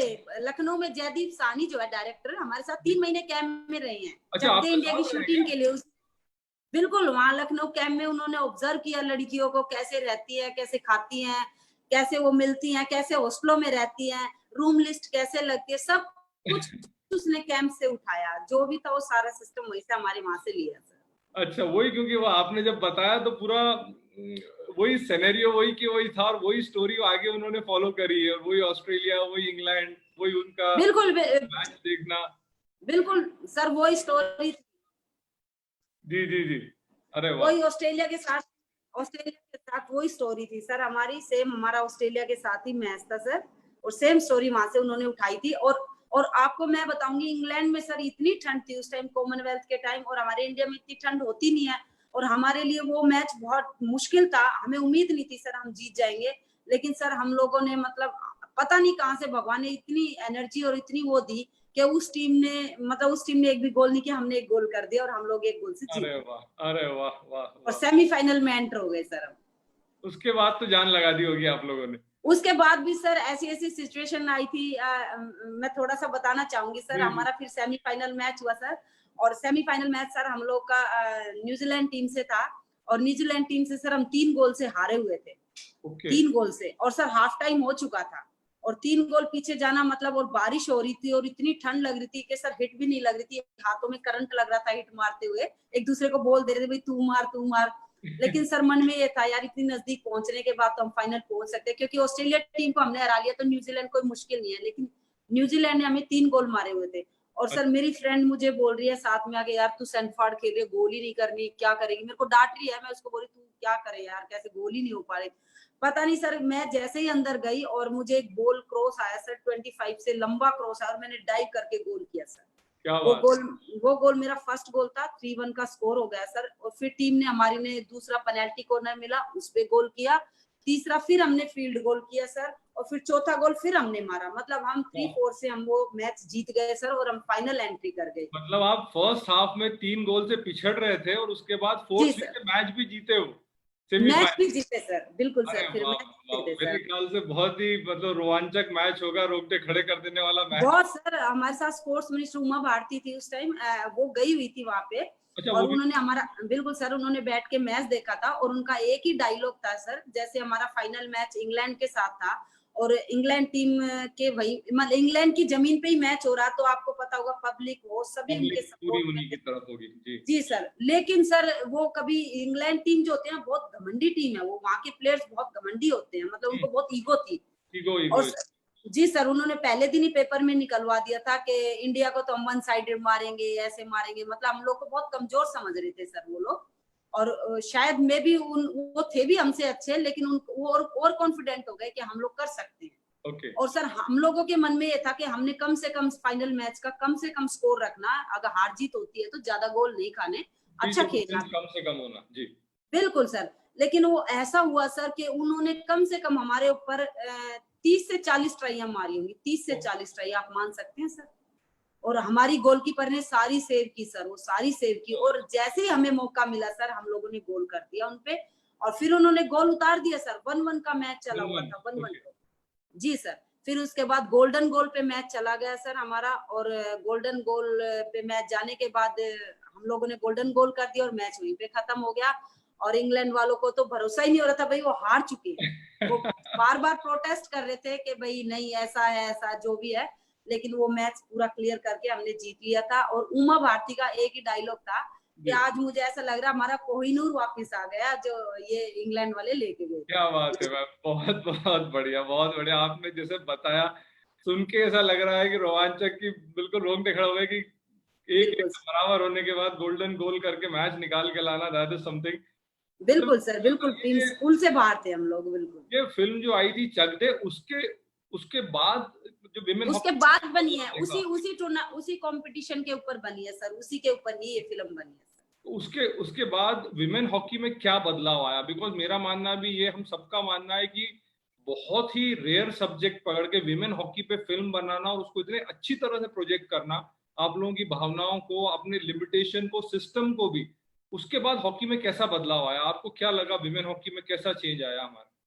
सर जी, चक दे फिल्म में आपने दिखाया वोमेन्स को भेजते नहीं है क्वालिफाइंग के लिए भी, और ये सारी चीजें दिखाई, ये बिल्कुल राइट दिखाई थी। और क्योंकि हमारे साथ ऐसा हुआ था 92 में, हम लोग को विमेन्स हॉकी टीम को ओलंपिक क्वालिफाइंग के लिए नहीं भेजा गया था, सिर्फ मेन को भेजा गया था। और अच्छा। उसमें बिल्कुल रियलिटी दिखाई है, वो गलत नहीं है, वो किसी भी एंगल से गलत नहीं है। तो जब से चक दे इंडिया फिल्म आई है उसमें विमेन्स हॉकी के लिए तो ये समझो एक वरदान मिला है, उसमें बहुत चेंज आया। जितना मैन को सपोर्ट मिलते हैं विमेन्स को भी उतना ही सपोर्ट मिलती है, हर कंपटीशन में जाती है, हर टेस्ट सीरीज खेलती है, फाइनेंशियली भी जितना पैसा उनको मिलता है विमेन्स को भी मिलता। तो इस फिल्म से सबसे ज्यादा विमेन्स हॉकी को बेनिफिट हुआ कि जितना मैन टीम को मिलेगा तो विमेन्स को भी मिलेगा। और शाहरुख खान ने जिस तरह कोच, तो मुझे पता है स्पोर्ट्स कोच ऐसे ही होते हैं मैडम।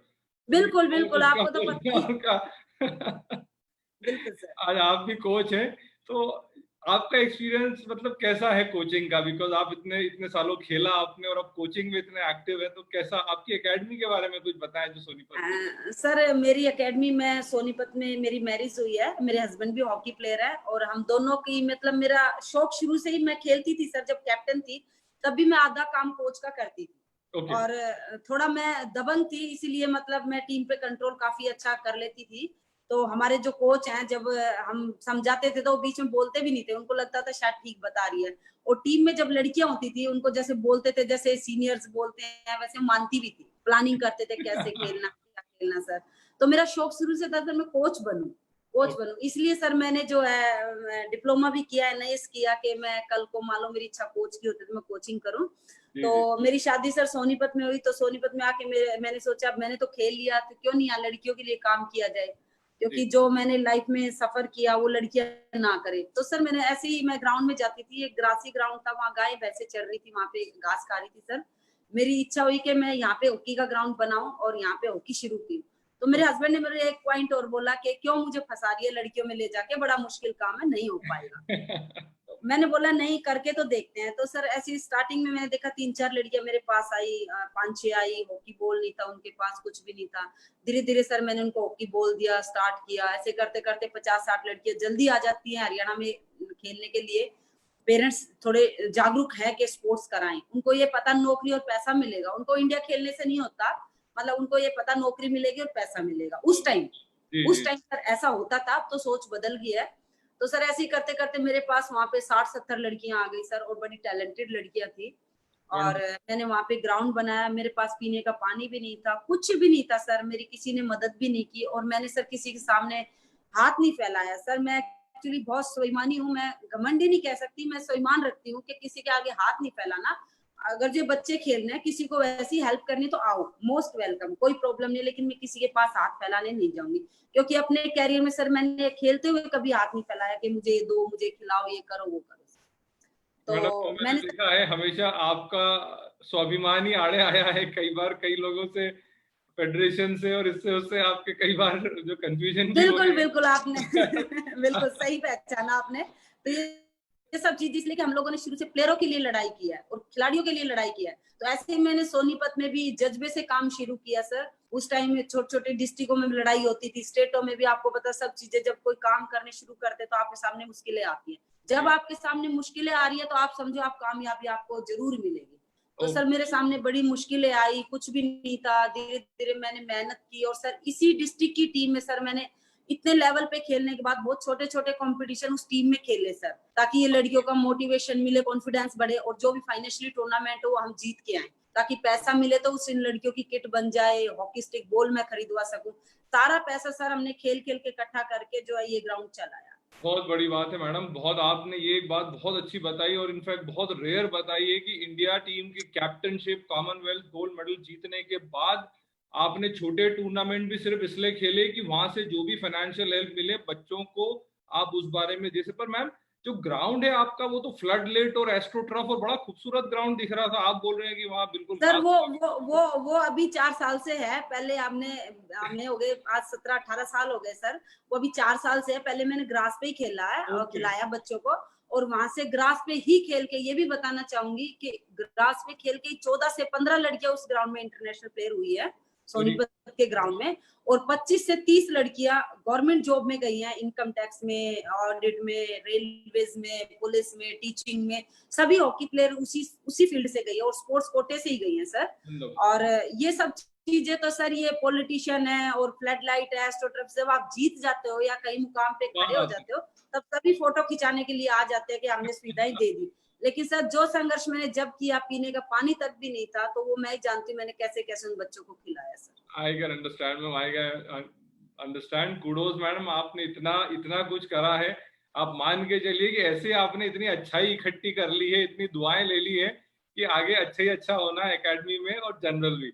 अब हम आपसे कुछ रैपिड फायर राउंड पूछेंगे मैडम, जिसमें आपको जी सर। एक वर्ड में आंसर देना है ना? जी सर, ओके? ठीक है सर। अच्छा, ओके सर। जो है आप कुछ और बताना चाह रहे थे? आप कुछ और बोलना चाह रहे हाँ, मैं थोड़ा सा एक पॉइंट्स और बताना चाह रही थी सर। मैं कभी ये जो कोचिंग है ना सर, बहुत थैंकलेस जॉब है। थे? ओके। ये मैं आपको बताना चाह रही थी। जैसे मतलब मैं कर रही हूँ, मुझे बहुत अच्छा लगता है, लेकिन जिस बच्चे को, जिसमें आप अकेडमी को या कहीं भी आप सेवा भाव से लगे हुए हो या कोच भी लगे हुए हैं, जो बच्चा अचीव कर जाता है वो बच्चा तो कहता मैं बहुत अच्छा हूँ, कोच ने किया या यो किया। जो बच्चा नहीं करता वो गाली देता है। तो ये थैंकलेस जॉब है, लेकिन इसको सोच के आप कभी भी काम को छोड़ो मत, कभी मत छोड़ो, क्योंकि आप, मेरा पैशन था, मेरा शौक था, मुझे पता था मुझे गालियां भी मिलेंगी, हर तरह से बुराई भी मिलेगी। तो बहुत लोगों को मैं सुनती हूँ, यार कुछ मजा नहीं आया, लोग मानते ही नहीं थे, मैंने छोड़ दिया। नहीं, छोड़ो मत, फिर आप कमजोर हो, इसका मतलब आप लड़ नहीं सकते। हमने इसी में जाके भी काम करना सर, अगर देश में स्पोर्ट्स को आगे बढ़ाना। ये सबक बहुत जरूरी है मैम। क्या है कि लोग बाग छोड़ देते हैं, मैंने देखा है, अगर जी थक सर। जाते हैं छोड़ देते हैं। और जी आपने सर। जिस उससे सतत मेहनत से आपने करा ma'am, I think that's wonderful, that's marvellous. तो कुछ सवाल आपसे जी पूछते हैं, कुछ सिंपल छोटे छोटे सवाल। आपका जी sir. Best women centre forward player who is that? Jyoti Sunita Kullu, Orissa की एक लड़की है। And the best women goalkeeper? Tingoli Machanu. Best women hockey captain? Rajvir Kaur. Male hockey captain? Dhanraj Pillay. Dhanraj Pillay. Okay, I am also a great fan of his ma'am. Okay, अच्छा। The best midfielder? Sita Mehta. And the best women goal scorer, जिसने सबसे ज्यादा गोल करे हो India team में, ऐसा? मैं खेलती थी, मैंने बहुत किए थे, प्रीतम सिवाच। वाह। चलिए। Okay, who is the best hockey team apart from India? India में तो आप लोग ने इतना करा है, उसके अलावा? Holland team, Holland. Okay, Holland is good. Yes लेकिन ऑस्ट्रेलिया का नाम बहुत ज्यादा आता है कई बार, कि ऑस्ट्रेलिया बहुत स्ट्रॉन्ग टीम है या ऐसे? सर, बीच बीच में कभी ऑस्ट्रेलिया अच्छी हो जाती है, कभी हॉलैंड अच्छी हो जाती है, लेकिन एट प्रेजेंट जो है इस टाइम हॉलैंड टीम काफी अच्छा कर रही है। पिछला वर्ल्ड कप भी उन्होंने उठाया था, तो इसलिए हॉलैंड काफी अच्छी खेल रही है। Okay okay, the best international match जो आपको याद में हमेशा बना रहेगा? Commonwealth game sir, final England के साथ। ग्रास और एस्ट्रोटर्फ, आप किसको प्रेफर करती हैं? बहुत सर, बहुत बहुत। बहुत। फिटनेस, जी सर। फिटनेस की टेक्निक, इनमें से क्या स्ट्रेंथ, मतलब किस पे वेटेज ज्यादा देंगे? दोनों सर, दोनों। दोनों? अच्छा, जी सर। ये जो मूवी आई थी चक दे, उसके अंदर बेस्ट कैरेक्टर कौन सा लगा आपको, जो रियलिटी के चौटाला बहुत सर। करीब था? चौटाला सर। कोमल चौटाला के अलावा? जी सर। तो कोमल चौटाला ने जो भैंस की पूंछ में बांधने की बात करती थी, वो हकीकत है मतलब? बिल्कुल बिल्कुल हकीकत है, वो हम लोगों पे बिल्कुल सही सूट करती है, हरियाणा वाले लोगों पे सूट करती है, और हम लोग गांव में करते थे सर ये चीजें। अच्छा। जी सर। अच्छा मैडम, और कोच से ऐसी बातें करते थे। अच्छा, ओके। जी sir. Movie star, Hindi movie का जो है कौन स्टार है, बॉलीवुड एक्टर जो आपका बेस्ट? सन्नी देओल सर, सन्नी देओल। सन्नी सन्नी देओल। देओल। अरे वाह। जी। ओके, जो है who is the best actress? Rani Mukherjee. Rani Mukherjee. Favourite movie आपकी कौन सी है मैम? सर, उड़ी। उड़ी? वाह, दैट्स वेरी जी नाइस। सर। Favourite song? जो भी देशभक्ति के, वो सभी पसंद है सर। पर एक कोई खास तो होगा मैडम, कुछ तो अच्छा लगता होगा। चक दे चक दे इंडिया सर। इंडिया। जी सर। ओके, फेवरेट फूड, आपका खाना, सबसे अच्छा खाना क्या लगता है? सर, बहुत सिंपल खाना, चटनी रोटी। ओके। अच्छा, ये आइडियल डे क्या लगता है आपको, कि सबसे अच्छा दिन कौन सा गुजरा आपका, क्या लगता है? सर, मेरा बर्थडे 2 अक्टूबर। ओके। अच्छा, आप सबसे ज्यादा फैन किस स्पोर्ट्स पर्सन की हैं? कोई सा सर, भी गेम हो जी, सॉरी मतलब कोई सा भी गेम हो, football, cricket, hockey, anything. Sir, Maradona.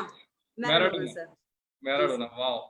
आपका सबसे बड़ा अचीवमेंट क्या लगता? सर, मैं अर्जुन पुरस्कार जब मैंने लिया, वो मेरा सबसे बड़ा अचीवमेंट सर। ग्रेट मैम, बहुत अच्छा लगा होगा राष्ट्रपति के हाथों से अर्जुन पुरस्कार स्वीकार करना। आपको बिल्कुल लगा बिल्कुल होगा इतने बिल्कुल। आंसू और पसीना जो बहाया आपने, और खून भी बहाया, मुझे पता है खून भी बहता है, सिर्फ अपन बिल्कुल, बोलते हैं कि पसीना नहीं, खून भी बहता है फील्ड पे। Yes sir. जी मैम जी, शुक्रिया मैम, आपने बहुत अच्छी तरह सभी जगह no face off, no reverse flick कोई भी नहीं मारी, कोई पेनल्टी कॉर्नर नहीं मारे, स्ट्रेट पेनल्टी शूट आउट ही लिए सभी जवाबों में। अब हमारे जी और सर। भी लोग जुड़े हैं, वो भी कुछ सवाल पूछना चाहेंगे आपसे, तो मैं जी उनको सर। इनवाइट कर रहा हूँ।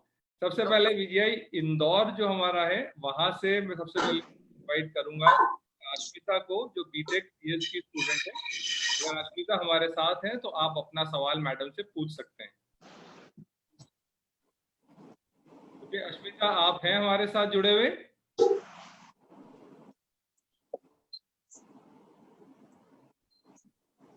इनका सवाल ये था मैम कि इंजरी के बाद कमबैक कितना मुश्किल होता है? इंजरी के बाद कमबैक ऐसे होता है जैसे आप नए स्पोर्ट्स को दोबारा से शुरू कर रहे हैं।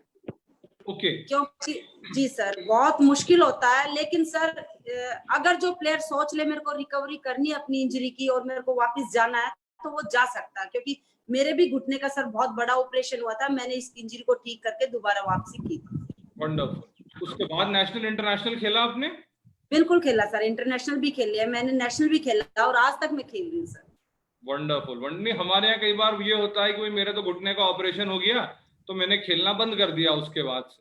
वो सर आपको उस वो जो भी इंजरी होती है उस पर आपको स्पेशल काम करना पड़ेगा एक स्पोर्ट्समैन को, थ्रोइंग लाइफ।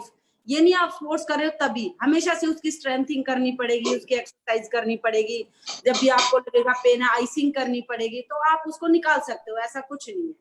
पर इंजरी मैडम बादल जब जब छाते हैं, जब इंजरी याद तो आती है।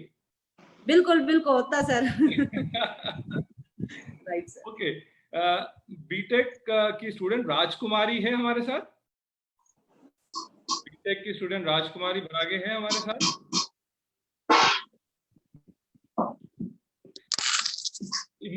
इनका सवाल भी मैम मेरे ख्याल से वही था कि इनका कहना था कि डाइट कितना इंपॉर्टेंट है हॉकी प्लेयर्स के लिए।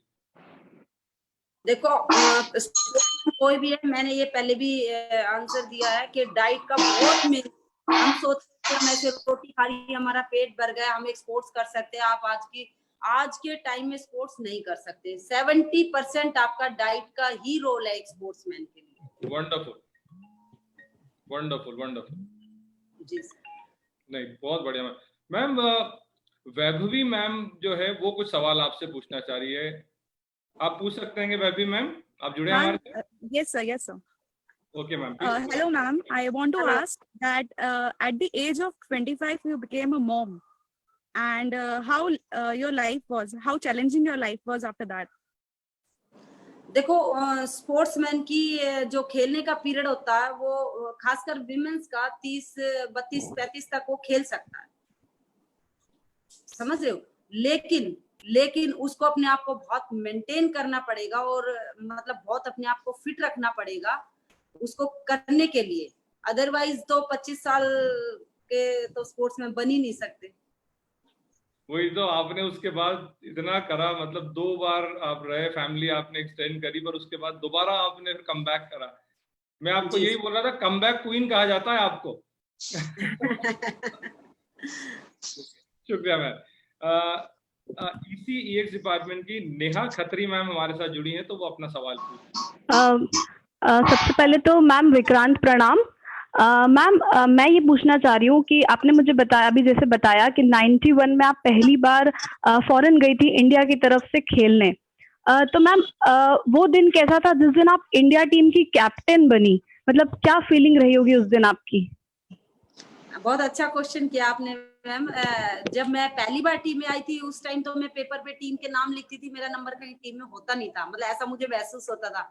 किसी दिन मुझे ऐसा लगता था मैं टीम में हूँ, किसी दिन लगता था नहीं हूँ, लेकिन जब मैं 98 की कैप्टन बनी तो मुझे ऐसा लगता था जैसे इंडिया का, हिंदुस्तान विमेंस हॉकी टीम का मेरे ऊपर बहुत वेट आ गया है और मुझे उसको बड़े अच्छे से संभालना है और उसको रिजल्ट भी देना और टीम को साथ में लेके चलना। और अंदर कहीं किसी कोने में मुझे खुशी हो रही थी कि किसी 91 में तो मुझे लगता है मैं टीम में नहीं, लेकिन 98 में आ गया मैं टीम की कैप्टन हूँ और टीम को हैंडल कर रही हूँ और दिल से बड़ी खुशी हुई थी कि आज हिंदुस्तान टीम की मैं कैप्टन बनी। मैम आपने जैसा बताया, आपने एक्चुअली में उस रोल को बहुत अच्छे से निभाया, and thank you so much ma'am. Welcome. शुक्रिया मैम। सिविल डिपार्टमेंट की एचओडी हमारे साथ जुड़ी हुई होंगी, वो आपसे कुछ सवाल करती हैं कि आयु दे प्राची मैम। प्राची मैम आप जुड़े हैं हमारे साथ? इनका हाँ जी, मुझे दिख तो रही है। प्राची मैम आप हैं हमारे साथ?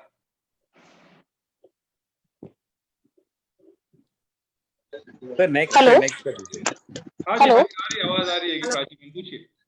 जी जी sir, good afternoon ma'am. Good afternoon ma'am, audible आवाज आ रही है? मैम मेरा एक क्वेश्चन है आपसे कि ऐसे कौन से ऑर्गेनाइजेशन है मैम जो हॉकी टीम के लिए चाइल्डहुड से या कुछ एक रिस्ट्रिक्टेड एज है उससे स्टूडेंट्स को प्रिपेयर करते हैं या बच्चों को प्रिपेयर करते हैं? ये क्वेश्चन मेरा इसलिए है क्योंकि मेरी बेटी है और अगर हम इसको स्पोर्ट्स में प्रिपेयर करना चाहे तो ऐसे कौन से इंस्टीट्यूट है जहां हम उसे भेज सकते हैं? आपकी बेटी कितने साल की है? अभी तो मैम इज जस्ट 2 years, बहुत छोटी है। और एक क्वेश्चन और भी है मैम, जैसे क्या डाइट भी शुरू से दिया जाए ताकि जो है फिजिकली बच्चे फिट रहें, क्योंकि अभी वो जैसे बहुत दुबली है, वो दुबली पतली है, तो कैसे क्या डाइट दिया जाए और आगे ऐसे क्या ऑर्गेनाइजेशन जहां हम भेज सकते हैं? क्योंकि मैम क्या होता है, अगर स्पोर्ट्स बैकग्राउंड नहीं है तो पेरेंट्स भी इतने अवेयर नहीं हो पाते, तो थोड़ा सा मुझे उसके लिए गाइड करें। अच्छा क्वेश्चन किया मैम आपने, और ये बहुत ही अच्छी बात है कि आपकी इतनी छोटी बेटी है और उसका आप स्पोर्ट्स के बारे में सोच रहे हो, उसकी हेल्थ के बारे में ये सोच रहे हो कि कैसे किया जाए, और ये बहुत ही जरूरी है। एक बच्चे को आपने स्पोर्ट्स कराना तो स्टार्टिंग से उसकी डाइट ध्यान देना, उसको आपको क्या कराना है क्या नहीं। सबसे पहले तो मैम आपको ये बताना चाहूंगी कि आपकी बेटी जैसे ही 5-6 साल की होगी तो आप उसको स्विमिंग कराना, क्योंकि स्विमिंग एक स्पोर्ट्समैन की, कोई आपको स्विमर नहीं बनाना तो भी कोई प्रॉब्लम नहीं है, लेकिन स्विमिंग करने से उसके सभी बोन्स जो होते हैं, सभी मसल्स जो होते हैं डेवलप हो जाते हैं, तो वो किसी भी फील्ड में जाने के लिए रेडी हो जाते हैं। और स्विमिंग करने से एक और बेनिफिट मिलेगा कि आपका बच्चा डाइट जो है जो डबल लेगा, जैसे 1 रोटी खाता हो 3 रोटी खाएगा, क्योंकि पानी में रहने से भूख बहुत लगती है, नो डाउट। बिल्कुल, तो बच्चे को सबसे पहले आप स्विमिंग कराइएगा, उसके बाद आप थोड़े से चने होते हैं, मूंग दाल होती है, बहुत सिंपल चीजें हैं, छोटी छोटी, बच्चे को ज्यादा प्रोटीन या वैसी चीजें पाउडर वगैरह नहीं देना होता है उस एज में, तो आप जैसे चने हैं, मूंग की दाल है और सोयाबीन्स है, कच्ची मूंगफली, सब भिगो के आप सुबह सिर्फ उनको 1 मुट्ठी दे दीजिए, उसकी पूरी डाइट की पूर्ति हो जाएगी। छोटे, जब बच्चा बिल्कुल छोटा होता है, और कच्चा पनीर उसको ज्यादा खिलाइएगा। ओके जी, थैंक यू मैम।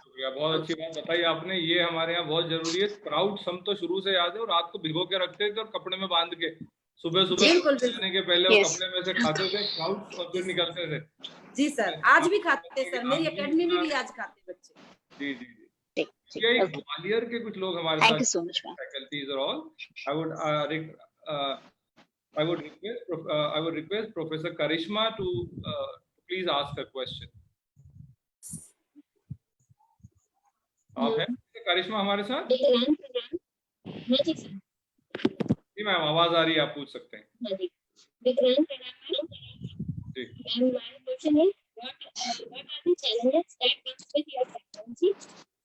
थोड़ी आवाज क्लियर नहीं है आपकी मैम, थोड़ी आवाज क्लियर बोलिए। जी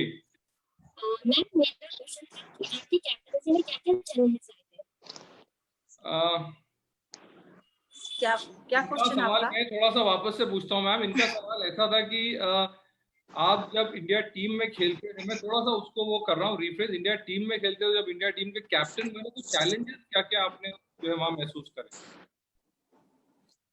इंडिया टीम में खेलते हुए? जी, मतलब एक आप बेसिकली टीम में खेलते थे और एक कैप्टन जब बने, इन दोनों में क्या डिफरेंस था आपकी सोच में? सोच में देखो,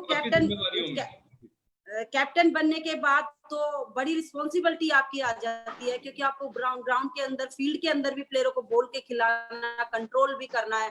आपको ये ना लगे कोई प्लेयर ऐसा ना हो कि भाई वो किसी कारण उसको बोले नहीं मिली तो नाराज ना हो जाए, और ऑफ द फील्ड भी आपको उसका बहुत ध्यान रखना होता है टीम को। तो जब कैप्टन की रिस्पॉन्सिबिलिटी आ जाती है तो आपको दूसरी ड्यूटियां भी ज्यादा करनी पड़ती है, और जब आप कैप्टन नहीं होते तो आप फ्री होके गेम खेलते हो, आप डबल परफॉर्मेंस देते हो। हालांकि कैप्टन बनने के बाद भी आप परफॉर्मेंस अच्छी दे सकते हो, ऐसा नहीं है, लेकिन वो रिस्पॉन्सिबिलिटी के साथ। अच्छा, रिस्पॉन्सिबिलिटी बहुत बढ़ जाती है आपका, मतलब ये अच्छा, गेम पे असर होता है उसका कहीं ना कहीं? आप इतनी रिस्पॉन्सिबिलिटी आपकी, अदरवाइज आपका रोल बढ़ जाता है, तो गेम में कुछ हद तक असर आता है? नहीं, कुछ लोग कैप्टन बन के प्रेशर ले लेते हैं, कुछ होते हैं ऐसे, मैंने बहुत सारे देखे हैं। लेकिन जब मैं कैप्टन बनी तो मैंने प्रेशर नहीं लिया। मैंने सोचा मैंने as a coach, as a player सब तरह से फील्ड पे काम करना है, तो मैंने पूरा फ्री होके खेलती थी भाई, फुल फ्री होके लड़कियों को पूरा डांट के खिलाती थी। मैं उनको पहले ही बोल देती थी, अगर मैं कुछ बोल देती हूँ गुस्से में तो बुरा नहीं मानना, लेकिन मैच में मुझे रिजल्ट चाहिए। तो इसलिए किसी कैप्टन को प्रेशर होता है, वो अपना रिजल्ट नहीं दे पाता इतना। जी जी जी जी। सोनू मैम हमारे साथ जुड़ी है, सिविल डिपार्टमेंट बीजे ग्वालियर से। आप अपना सवाल मैम पूछ सकते हैं। सोनू। हेलो मैम, विक्रांत प्रणाम। मैम, मुझे आपसे ये पूछना है कि अब तक का आपका सबसे बड़ा अचीवमेंट क्या रहा है? और मैम, जब हम कोई भी एक गोल सिलेक्ट करते हैं तो उसके साथ होते हैं, हमारे साथ काफी ऐसी चीजें होती हैं जो हमें क्या करती हैं, मेंटली टॉर्चर करती हैं। तो इन सबसे दूर रह के हमें कैसे क्या केवल एक ही चीज पे कंसंट्रेट करना चाहिए? मैं आपको बताना चाहूंगी, मेरी लाइफ में इतनी प्रॉब्लम्स आई है, लेकिन मेरा एक ही एम था, मैं इंडिया टीम से खेलूं और कैप्टन बनूं और मेडल लेके आऊं। आप लड़की हो, आपके साथ तो बहुत प्रॉब्लम्स आएगी। आपको पता है, मेरा बेटा होने के बाद भी मैंने वापसी की है टीम में, और ये आप लोग के लिए बहुत बड़ा एग्जांपल है कि मैं घर में ज्वाइंट फैमिली में थी। छोटे छोटे, आपको पता, घर में कितनी खींचातानी हो जाती है, काम के ऊपर भी होती है, जहाँ आपके साथ आपकी जेठानी दौरानियां भी साथ रहती होंगी, और उसके बावजूद मैंने घर में काम करते हुए मैंने उनको भी खुश रखना, अपनी सास को भी चाय पिला के खुश रखना, और साथ में मेरे को प्रैक्टिस भी करनी है। तो ये सब लड़कियों के पास मैंने भगवान ने अगर अलग से टैलेंट दिया होता, ये टैलेंट दिया होता। कई लड़कियां होती हैं कि अपने फैमिली का भी काम नहीं कर सकती। देखो, आपको लाइफ में आगे बढ़ना तो सबका प्यार, सबका आशीर्वाद लेके चलना पड़ेगा, उसमें आपको एक्स्ट्रा काम करना पड़ेगा। आप ये सोचेंगे मैं नहीं कर सकती तो आप आगे नहीं बढ़ सकते। तो ये सब ड्यूटियां जो होती है छोटी छोटी, इधर उधर आपको टॉर्चर कर रही है, ये समझो ये आपको आगे बढ़ा रही है। इनको आप अपना वो लेके चलो कि आपको आगे बढ़ा रही है, और उसको भी आप करो, उनको प्यार से करो, जैसे मर्जी समझाओ। वो सब प्रॉब्लम्स आएंगी, उनसे लड़ोगे तो आप आगे बढ़ोगे, लेकिन आप पीछे मत हटना। बस लाइफ में एक ही चीज रखना, मेरे को आगे बढ़ना, चाहे मेरे सामने कितनी प्रॉब्लम्स आए। और मैंने खुद किया है, इतनी लंबी हॉकी में नहीं खेल सकती थी, बेटा बेटी होने के बाद, और एक ज्वाइंट फैमिली में जिसमें हमारा पूरा परिवार रहता था, और हरियाणा जैसे शहर के अंदर जहाँ सब काम करना पड़ता था, सास ससुर को भी देखना, जिठानियां दौरानियों की भी बात सुननी होती थी, बर्तन भी मांजने होते थे। नहीं, मैं आपको प्रैक्टिकल बता रही हूँ, सब किया। अगर हम इससे भाग जाते तो आज कॉमनवेल्थ मेडलिस्ट नहीं होते, आज अर्जुन पुरस्कार नहीं मिल पाता। उनकी ब्लेसिंग से ही मिला, उसमें ब्लेसिंग ढूंढो, आशीर्वाद ढूंढो अपना। Okay, thank you ma'am. आपने हमारे साथ बीटेक की स्टूडेंट है कीर्ति श्रीवास। कीर्ति, आप हैं हमारे साथ? Yes sir. आपका सवाल पूछ सकते हैं कीर्ति। वो good morning ma'am. Good morning. मैं ये क्वेश्चन पूछना चाहती हूँ कि हमारा माइंडसेट क्या होना चाहिए गेम के टाइम पर? हमें माइंड बिल्कुल सेटअप करना चाहिए गेम के टाइम। इसके लिए हमें योगा जरूर करनी चाहिए। मैं आपको बताना चाहूंगी कि आपको किसी भी चीज पे फोकस करना, तो उसके लिए आपको सबसे पहले सुबह उठ के अपने ऊपर टाइम लगाना चाहिए, योगा करना चाहिए, तभी आप अपने एम पे फोकस कर सकते हैं। नहीं तो आप अपने एम पे फोकस नहीं कर सकते। जब आप फिजिकल एक्टिविटीज नहीं करोगे यार, आप घर बैठे बैठे सोचते हो मैं ये कर लूं वो कर लूं, नहीं कर पाओगे। सबसे पहले सुबह उठ के आधा घंटा योगा कीजिए, फिर अपना एम सोचना क्या आपने करना, फिर उस पर फोकस कीजिएगा, फिर आप काम करना। ठीक है मैम, बहुत अच्छी बात है। मतलब योगा कहीं ना कहीं आपको इन्वॉल्व है, मेंटली स्ट्रांग बनाने के लिए योगा। बिल्कुल बिल्कुल सर, बहुत रोल है। विभा चौधरी हमारे साथ है। Vibha Chaudhary BTech. Yes sir. Vibha, okay Vibha. Yes sir. Good afternoon ma'am. Good afternoon ma'am, मेरा सवाल ये था कि as a sport person what do you think is good और बैड अबाउट सोशल मीडिया? अब मैं इसको बैड बोल दूंगी तो भी ठीक नहीं है, गुड बोल दूंगी तो भी ठीक नहीं है। नहीं मैम, कुछ ओपिनियन होती है ना। देखो, मीडिया का होना बहुत जरूरी है, और आज के टाइम में जो हम लोग को फेमस करती है, हमारे स्पोर्ट्स को, हर चीज को आगे लोग मीडिया ही लेके जाते हैं। लेकिन एक्स भी ज्यादा मीडिया नुकसान करती है, बहुत ज्यादा। अगर जो मीडिया के साथ आप मीडिया और क्या होते हैं, व्हाट्सएप, और आजकल बच्चे पूरे समय फेसबुक, व्हाट्सएप, इंस्टाग्राम और इन सब में लगे रहते हैं। इसके बारे में आपका क्या टेक बनता है? आपके घर पे भी बच्चे हैं? क्योंकि मैं आपको बता रही हूँ, जैसे आजकल बच्चे घरों में फोन पे लगे रहते हैं, या व्हाट्सएप चलाते हैं, या टिकटॉक बनाते हैं, देखो कुछ लिमिट तक ठीक है, जैसे मेरा बेटा भी बनाता है, मेरी बेटी करती है, तो मैं उनको बहुत डांटती हूँ। जब आप स्पोर्ट्स एक्टिविटीज कराएंगे, स्पोर्ट्स एक्टिविटीज ज्यादा कराएंगे, तो बच्चों का फोन में और टीवी में ध्यान कम जाएगा। आप सुबह शाम उनको फील्ड पे लेके जाना और एक्टिविटीज करना, जितना हो सके फिजिकल एक्टिविटीज करना, तो आपको दिन में अच्छा लगेगा। 1-2 घंटे आप सोएंगे, फिर आप काम की चीज रखेंगे, लेकिन बच्चों को जितना दूर रखा जाए उतना ठीक है। लिमिट रखो, टाइम दो उनको, 1 घंटा आपने ये करना, उसके बाद आप उसको नहीं छोड़ोगे फोन को। वेरी नाइस मैम, आपने 2 चीजें अच्छी बोली। एक तो आपने स्विमिंग का बहुत अच्छा बताया कि स्विमिंग से शायद अपने आप भूख लगेगी, खाना खाएंगे। तो आपने सही बोला कि खेलेंगे कूदेंगे तो इन चीजों में तो कम ही इन्वॉल्व होंगे। स्पोर्ट्स कोच भी है मैडम हमारे साथ, शर्मा सर, जो कि राजेश्वर विद्यालय से हमारे साथ जुड़े हैं। वो आपसे कोई सवाल पूछना चाह रहे हैं। पवन सर आप हैं हमारे साथ, पवन शर्मा सर? उनका भी बहुत इंटरेस्ट था, वो भी आपसे बात करना चाह रहे थे। पवन शर्मा सर आप हैं हमारे साथ जुड़े हुए? ओके, मेरे ख्याल से वो इस समय पवन शर्मा सर वो नहीं जुड़ पाए हमारे साथ। उनका सवाल ये था कि sir I am available. Sir पूछिए सर। मैडम, पद्मश्री शंकर लक्ष्मण की भूमि मऊ से आपको प्रणाम। सर्वप्रथम आपसे प्रश्न ये है कि हमारे देश में हॉकी के अंदर महिलाओं की सहभागिता खत्म हो गई, तो आप क्या मैसेज देना चाहेगी? आप एक ट्रेडिशनल स्टेट हरियाणा से हैं और आपने इतनी सारी अचीवमेंट अर्जित की है लाइफ में, तो गर्ल्स को आप किस तरीके से मोटिवेट करना चाहेगी कि ज्यादा से ज्यादा हॉकी के अंदर पार्टिसिपेट करे?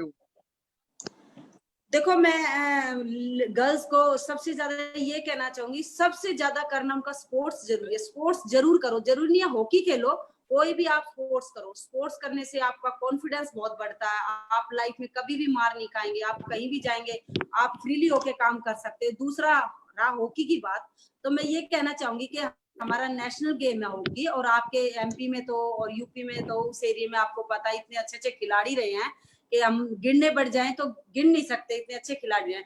तो लड़कियों को आप जरूर से जरूर स्पोर्ट्स कराएं और हॉकी खिलाएं। छोटी छोटी जगहों से जब स्पोर्ट्स कराओगे तो हमारे देश को भी इसका बेनिफिट होगा, देश की टीम भी स्ट्रॉन्ग होगी। तो लड़कियों को खेलना चाहिए। आजकल मैं देखती हूँ बच्चे लड़कियां बोल देते बस पढ़ाई खराब हो रही थी, नहीं खेलती मैं, डिस्टर्ब हो रही थी। ऐसा कुछ नहीं है। सबसे ज्यादा आपको मैनेजमेंट रखना है टाइम का, आपको कैसे कब पढ़ना है, कब आपको खेलना, कब आपको सोना, ये मैनेजमेंट आप रखोगे तो सभी लड़कियां स्पोर्ट्स कर सकती है और घर के काम भी कर सकती हैं। आजकल मैं देखती हूँ लड़कियां घर के काम नहीं कहती हम नहीं कर सकते, टाइम नहीं मिलता। ऐसा कुछ नहीं है, हम लोगों ने पढ़ाई की है, हम लोगों ने स्पोर्ट्स एक्टिविटीज करी है, तो आप दोनों चीजों को मैनेजमेंट रख के कर सकते हैं। और लड़कियों को जितना हो सकता खिलाओ और बेटियों को पढ़ाओ, खिलाओ, स्पोर्ट्स कराओ। आजकल नारा भी अपने देश का बेटी पढ़ाओ बेटी खिलाओ बेटी बचाओ। धन्यवाद मैडम। कुछ स्टूडेंट्स भी जुड़े हैं राजेश्वर विद्यालय के हमारे साथ में, वो भी आपसे पूछना चाहेंगे। सबसे पहले मैं first of all I like to invite a student with the name of Kirti Yadav. आप हैं कीर्ति हमारे साथ? Yes sir. हाँ कीर्ति बेटा, पूछो आप क्या पूछना चाह रहे हैं। Good afternoon ma'am. मैडम कीर्ति भी।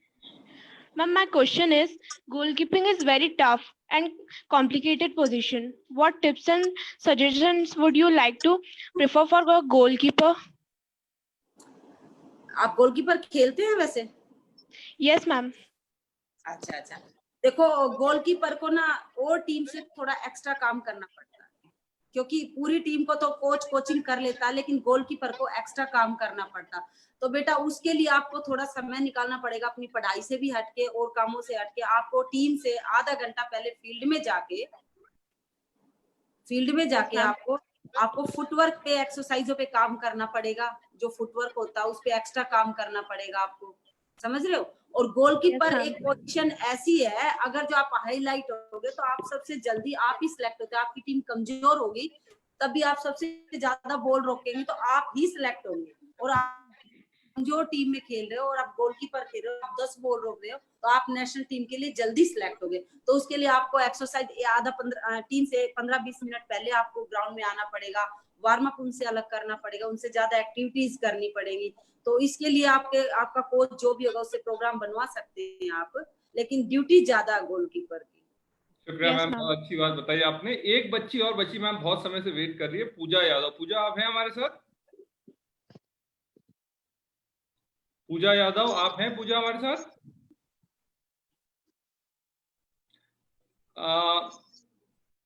मेरे ख्याल से शायद नहीं जुड़ पाई है पूजा। इनका सवाल ये था कि आप इतने विलेज से हैं, ऐसी जगह, छोटी जगह से आए आप, तो फिर आपको इतना बड़ा गेम खेलने का मौका कैसे मिला? इंटरनेशनल प्लेयर कैसे बन गई आप? सर, जब आप छोटी जगह से काम करके आते हो आप जल्दी अचीव कर सकते हो। देखो, कहते हैं भाई आप कमजोर टीम में अच्छा खेलोगे तो जल्दी सिलेक्ट होगे। जब आप छोटी जगह पे, आपके साथ लोग जुड़ते जाते हैं, आपके गांव के, आपके एरिया के। तो मैंने भी जब गांव में शुरू किया तो मुझे क्या है, जो छोटे हमारे पीटीआई थे वो थोड़ा सा जो अच्छा खेलते उस पर स्पेशल ध्यान देते हैं, भाई आप खेलो। जब आप अपनी कमजोर टीम में अच्छा खेलो, आप हरियाणा टीम के लिए सिलेक्ट जल्दी हो जाओगे। तो बस मेरा भी एम ये था सर, मैं सिलेक्ट जल्दी हो जाती थी क्योंकि हमारी टीम कमजोर होती थी, उसमें मैं अच्छा खेलती हूँ। कहते हैं अंधों में काना राजा। तो सर वो सब आप तो यू आर एक्सेप्शनल, आपने जितना आपका परफॉर्मेंस है, you are exceptional. Okay ma'am, शुक्रिया, बहुत बहुत अच्छा, आपने बहुत अच्छी तरह से कई सवालों का जवाब दिया। I will say that one thing is sure, that pain would eventually subside, maybe in a few hours or few days, but if you quit, it would last forever. यानी थोड़े समय के लिए दर्द हो सकता है खत्म हो जाए, जो उस समय दर्द होगा, लेकिन अगर आप छोड़ देते हैं, if you quit, it would last forever. And that is the reason Preetham ma'am has such consistent 17 years of international career, because she believes in no pain, no gain. Friends, Vikrant Group has always been on the forefront to encourage, motivate the sportsman spirit and provide a sports environment among the students by organizing the annual Sports Festival Bonanza VPL, that is Vikrant Premier League for school students. Now, I would request our GD sir, Dr. Satyanarayan, to please say a few words to us. Can you hear me? Sir. Vikram प्रणाम ma'am, I am very आपको मिलकर बहुत खुशी हुई। मेरे चक दे का वो जो फिल्म देखा था मैं, वो याद आ रहा है मेरे को आपको देखकर। तो मेरा एक सवाल है, जो टफ जो फील्ड है वो हॉकी खेलने के लिए, वो तो फैसिलिटी तो अवेलेबल नहीं रहता है, काफी कॉलेजेस स्कूल्स में भी नहीं रहता है। तो हम हमारे स्टूडेंट्स के लिए क्या सजेशन देंगे जिससे वो प्रैक्टिस कर सकें हॉकी के लिए? ये मेरा सवाल है। देखो सर, कोई जरूरी नहीं है आपके पास एस्ट्रोटर्फ होना चाहिए। अभी आप देखना, ये लॉकडाउन जब हुआ था, मैं आपको थोड़ा सा एग्जांपल देती हूँ कि जब लॉकडाउन के दौरान जो है मैंने बच्चों को फिट रखा। तो कैसे रखा, हमारे घर में छोटे छोटे लॉन भी है या ऊपर छत पे समझ लो या कहीं भी जगह होती है, हमने बच्चों को ये बताया बेटा चारपाई लगा के आप चारपाई पे पुशिंग कर सकते हो। आप 2-3, आपके घर में कौन नहीं है, ट्रेनिंग के लिए इक्विपमेंट्स नहीं है, तो आप कप प्लेट या कटोरी कुछ भी रख सकते हो, उसमें जिग जैग कर सकते हो। हमारी जो स्किल होती है हम उस पर काम कर सकते हैं। रहा सर कॉलेज और स्कूल्स की बात, उनके पास फील्ड होता है ग्रासी ग्राउंड। तो ग्रासी ग्राउंड में भी सर आप शेड्यूल से ट्रेनिंग कराएंगे और आप बेसिक पे ध्यान देंगे। जब बेसिक स्ट्रॉन्ग हो जाती है हमारी, तो आप एस्ट्रोटर्फ पे भी खेल सकते हैं, किसी भी फील्ड पे खेल सकते हैं। तो आप ग्रास पे भी उतना ही काम कर सकते हैं जितना टर्फ पे कर सकते हैं। ठीक है, कुछ चेंज है, लेकिन जो कोच है वो ट्रेनिंग का सिस्टम अपना ऐसा रखे कि आप थोड़ी सी जगह में भी खिला सकते हैं। जिस ग्राउंड से सर मैं अर्जुनवाड़ी पैदा हुई, उस ग्राउंड हॉकी ग्राउंड नहीं था उस स्कूल में, उसमें सिर्फ खो खो का ग्राउंड था, हमने उसी में ट्रेनिंग की है। तो करने का जज्बा होना चाहिए, आप कहीं भी फील्ड पे ट्रेनिंग कर सकते हैं। मेन बेसिक है, बेसिक पे ध्यान देना चाहिए, बेसिक स्ट्रॉन्ग कर लीजिए, थोड़ी जगह में भी हो जाता है। शुक्रिया मैम, शुक्रिया, बिल्कुल सही आपने बोला। लॉकडाउन में सबने नए नए तरीके इजाद करे फिटनेस मेंटेन करने के। Next I would invite our ma'am, treasurer ma'am Garima Tomar ma'am, who herself is a very good sports player also, and sports encourage करने में मैडम का हमेशा forefront में रही हैं। She herself also is a very good player, और वो आपसे कुछ सवाल करना चाहती है। गरिमा मैम, आर यू देयर? नमस्ते मैम। नमस्कार मैम, आज आपको सुन के बहुत अच्छा लगा, और आज एक चीज रियलाइज हो गई कि आप चाहे शहर में रहें या गांव में रहें, अगर आपके अंदर एक जज्बा है कुछ कर दिखाने का, तो आप कर दिखा सकते हैं कभी भी। तो बहुत बहुत अच्छा लगा मैम। आज हर संडे हम जुनून में नए नए प्लेयर्स को सुनते हैं, अलग अलग स्पोर्ट में जिन्होंने नाम हासिल किया उनको सुनते हैं। आज आपको सुन के बहुत अच्छा लगा। हमारे यहाँ के जितने गर्ल्स स्टूडेंट्स हैं, फैकल्टीज हैं, बॉयज स्टूडेंट्स हैं, सब आपको सुन के काफी मोटिवेट हुए होंगे। And thank you so much ma'am. अभी जीडी सर ने बोला कि चक दे इंडिया की याद आ गई, तो मुझे भी चक दे इंडिया से कोमल चौटाला की याद आ गई, आपको देख के, आपको सुन के। तो मैम बहुत बहुत धन्यवाद। और आगे भी हम चाहेंगे, इनफैक्ट मैं चाहूंगी चेयरमैन सर से बोलना कि हमारी गर्ल स्टूडेंट्स को जरा हॉकी के लाइन पे भी कुछ हमारे पास ग्राउंड होना चाहिए। तो I will request our chairman कि हमारे स्टूडेंट्स, गर्ल स्टूडेंट्स के लिए एक हॉकी ग्राउंड होना बहुत जरूरी है हमारे दोनों कैंपस में। Thank you ma'am. सर आप क्या राकेश सर हमारे साथ हैं, चेयरमैन सर, आपने सुनी ली होगी मैडम की रिक्वेस्ट। बिल्कुल सुन लिया सुभाष। मैं तो बहुत तन्मयता से सुन रहा था प्रीतम को, और मैं खुद ही ये सोच रहा था कि कैसे हम वुमेन हॉकी को प्रमोट करें अपने कॉलेजेस में, और मेरी प्लानिंग पूरी नहीं हो पाई तब तक ये क्वेश्चन दाग दिया। मैं विश्वास दिलाता हूं और कमिट करता हूं कि वुमेन हॉकी के लिए हम बहुत जल्दी कोई ना कोई ऐसा अरेंजमेंट करेंगे जिससे कि प्रमोट करें। और प्रीतम को जरूर इंदौर या ग्वालियर या दोनों जगह बुलाने के लिए आप आग्रह करें। प्रीतम ने जिस सरलता से और जिस साफगोई से अपने पूरे ग्रामीण परिवेश से लेकर के और लास्ट अचीवर तक, ग्रेट अचीवर तक का अपनी पूरी स्टोरी सुनाई, मुझे तो ये उनकी साफगोई बहुत अच्छी लगी। मैं भी ग्रामीण परिवेश से ही हूँ, और लगभग उन्हीं स्थितियों में भैंस चराना और गाय चराना और ये सब करना, हम लोग गिल्ली डंडा भी खेलते थे, कपड़े बॉल भी खेलते थे, ये सब यादें मुझे ताजा हो गई हैं। और प्रीतम ने जिस तरीके से इंटरनेशनल अवार्डी होने के बाद, इंटरनेशनल अचीवर होने के बाद भी अपनी जड़ें नहीं अभी छोड़ी हैं, मुझे ये बहुत अच्छा लगा। और उनके जुनून के लिए प्रणाम करता हूँ, सलाम करता हूँ। और विक्रांत के जितने भी स्टूडेंट्स हैं, मैं सबको आश्वस्त करता हूँ, विशेष रूप से ट्रेजरर मैम गरिमा जी, जो आपने मांग उठाई है आज, ये बहुत जल्दी हम पूरी करने की कोशिश करेंगे। धन्यवाद। शुक्रिया सर, शुक्रिया। चलिए, थैंक यू मैम। सही मांग उठाई मैडम ने। Now I request our MD sir Nitin Tomar sir, please extend a vote of thanks. Good morning ma'am. Good morning. Ma'am you have been an inspiration. मतलब आपको जब हमने आपका नाम सुना था, जब आज से एक हफ्ते पहले एक प्रपोजल था कि हम मैम को इनवाइट करना चाहते हैं, तो I was very much excited कि let's have somebody promoting the women's sports. Actually मतलब कोई ऐसा होना चाहिए, क्योंकि मेन स्पोर्ट्स में एक्चुअली नॉर्मली हर एक जन इंटरेस्ट लेता ही लेता है, but we need to give emphasis to the women's sports कि कम से कम हमारी जो बच्चियां हैं, why not only sports, I mean पढ़ाई में भी कई बार बच्चों को पढ़ाई में भी दिक्कत आती है कि पेरेंट्स बोलते हैं कि यार 12th कर लिया इनफ है या ग्रेजुएशन कर लिया इनफ है, व्हाई नॉट पीजी।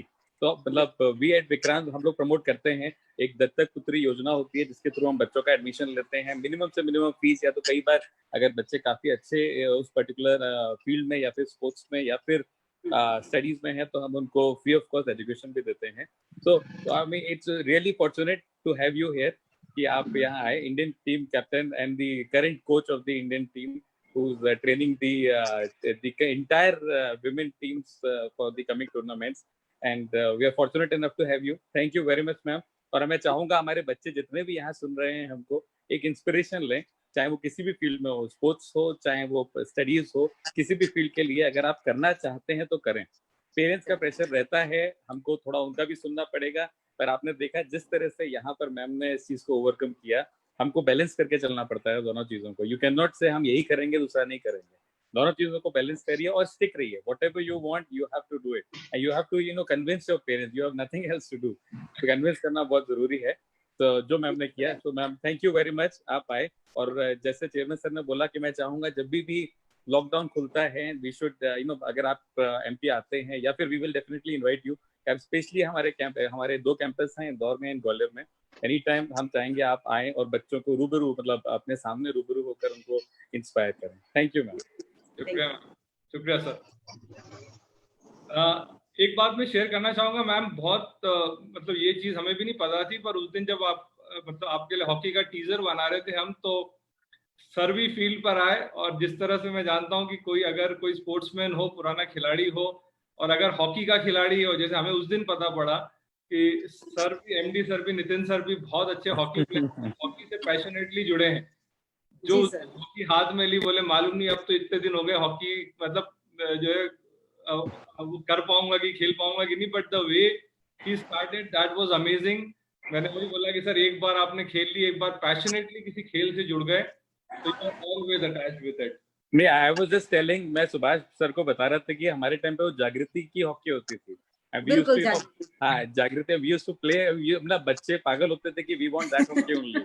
और फिर वो जो उसके शूज होते थे स्पेसिफिक, और फिर ग्रास में खेलते थे, that was quite nice actually. But although schools में सिर्फ 2 महीने मिलते थे एक स्पोर्ट्स के लिए, जैसे अगर हॉकी आया तो ओनली 2 months, तो वी हैड लाइक 2 महीने पूरा सिर्फ हॉकी, उसके बाद खत्म, उसके बाद नथिंग एल्स। तो although we had other pressures also, जैसे आपने बोला कि कई लोग खेल जाते हैं नहीं खेल पाते हैं, so बाकी इंटरेस्ट बाकी जगह निकल गया। So but it was very hockey is a game, national game है, we should respect it and we should promote it। जिसे चेयरमैन सर ने बोला we will definitely do something कि हमारे women's के हम टीम इसमें बनाएं और उसको प्रमोट करें। And we will also would like to promote your जो आप कोचिंग की संस्था आप चला रहे हैं, इसके बारे में आप थोड़ा सा बता देंगे तो we'll definitely promote that as well here in the region। Thank you very much sir। जो है आपने बोला सर, मुझे बचपन की याद आ गई, हम लोग क्या करते थे, खजूर की डालियां तोड़ के उसकी हॉकी स्टिक बना के उसमें गोल पत्थर लेके उससे खेला करते थे। उसी से खेलते थे पहले, गांव वगैरह में ऐसे ही खेलते थे। जी जी जी। Once again I would like to thank our dignitaries, our students, faculties and all sports loving friends for your heartfelt involvement in the sports webinar Junoon. I would like to specially thank our MD sir, our chairman sir, and all the dignitaries for their motivation and encouragement for conducting this sports webinar Junoon। बहुत बहुत शुक्रिया प्रीतम ma'am for joining us, और सभी सवालों का इतना सटीक जवाब देने के लिए। सर ने कहा लिस्ट ऑफ क्वेश्चन जो मैंने आपको भेजी थी मेरे पास भी थी, पर मेरे ख्याल से उसकी जरूरत नहीं पड़ी। आपसे इतनी बात हार्ट टू हार्ट टॉक हुआ कि आई डोंट थिंक कि हमें कहीं से कहीं तक भी किसी और सवालों की जरूरत पड़ी। Last word of advice ma'am, कुछ हमारे बच्चों के लिए कुछ बोलना चाहें? मैं बच्चों को यही कहना चाहूंगी कि वो स्पोर्ट्स फील्ड हो या पढ़ाई हो, जो भी हो उसमें नंबर 1 होना चाहिए। चाहे आप चोर भी बनो तो नंबर 1 ही बनो, मतलब पीछे नहीं होना चाहिए भाई, हाँ बीच में हो। मैं तो ये बताऊंगी कि आप एक अच्छे लेवल पे ऊपर जाएं, सबसे टॉप पे रहो, आपका गोल जो है वो सबसे ऊपर वाला होना चाहिए। शुक्रिया मैम। सोहनलाल द्विवेदी जी की 4 पंक्तियां फिर बोलना चाहूंगा।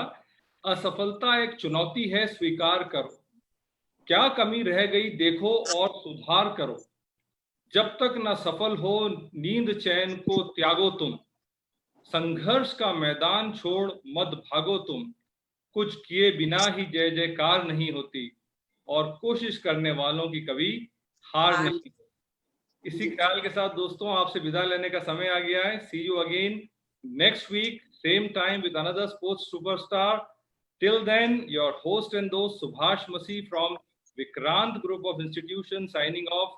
जय हिंद, जय भारत। Thank you. शुक्रिया।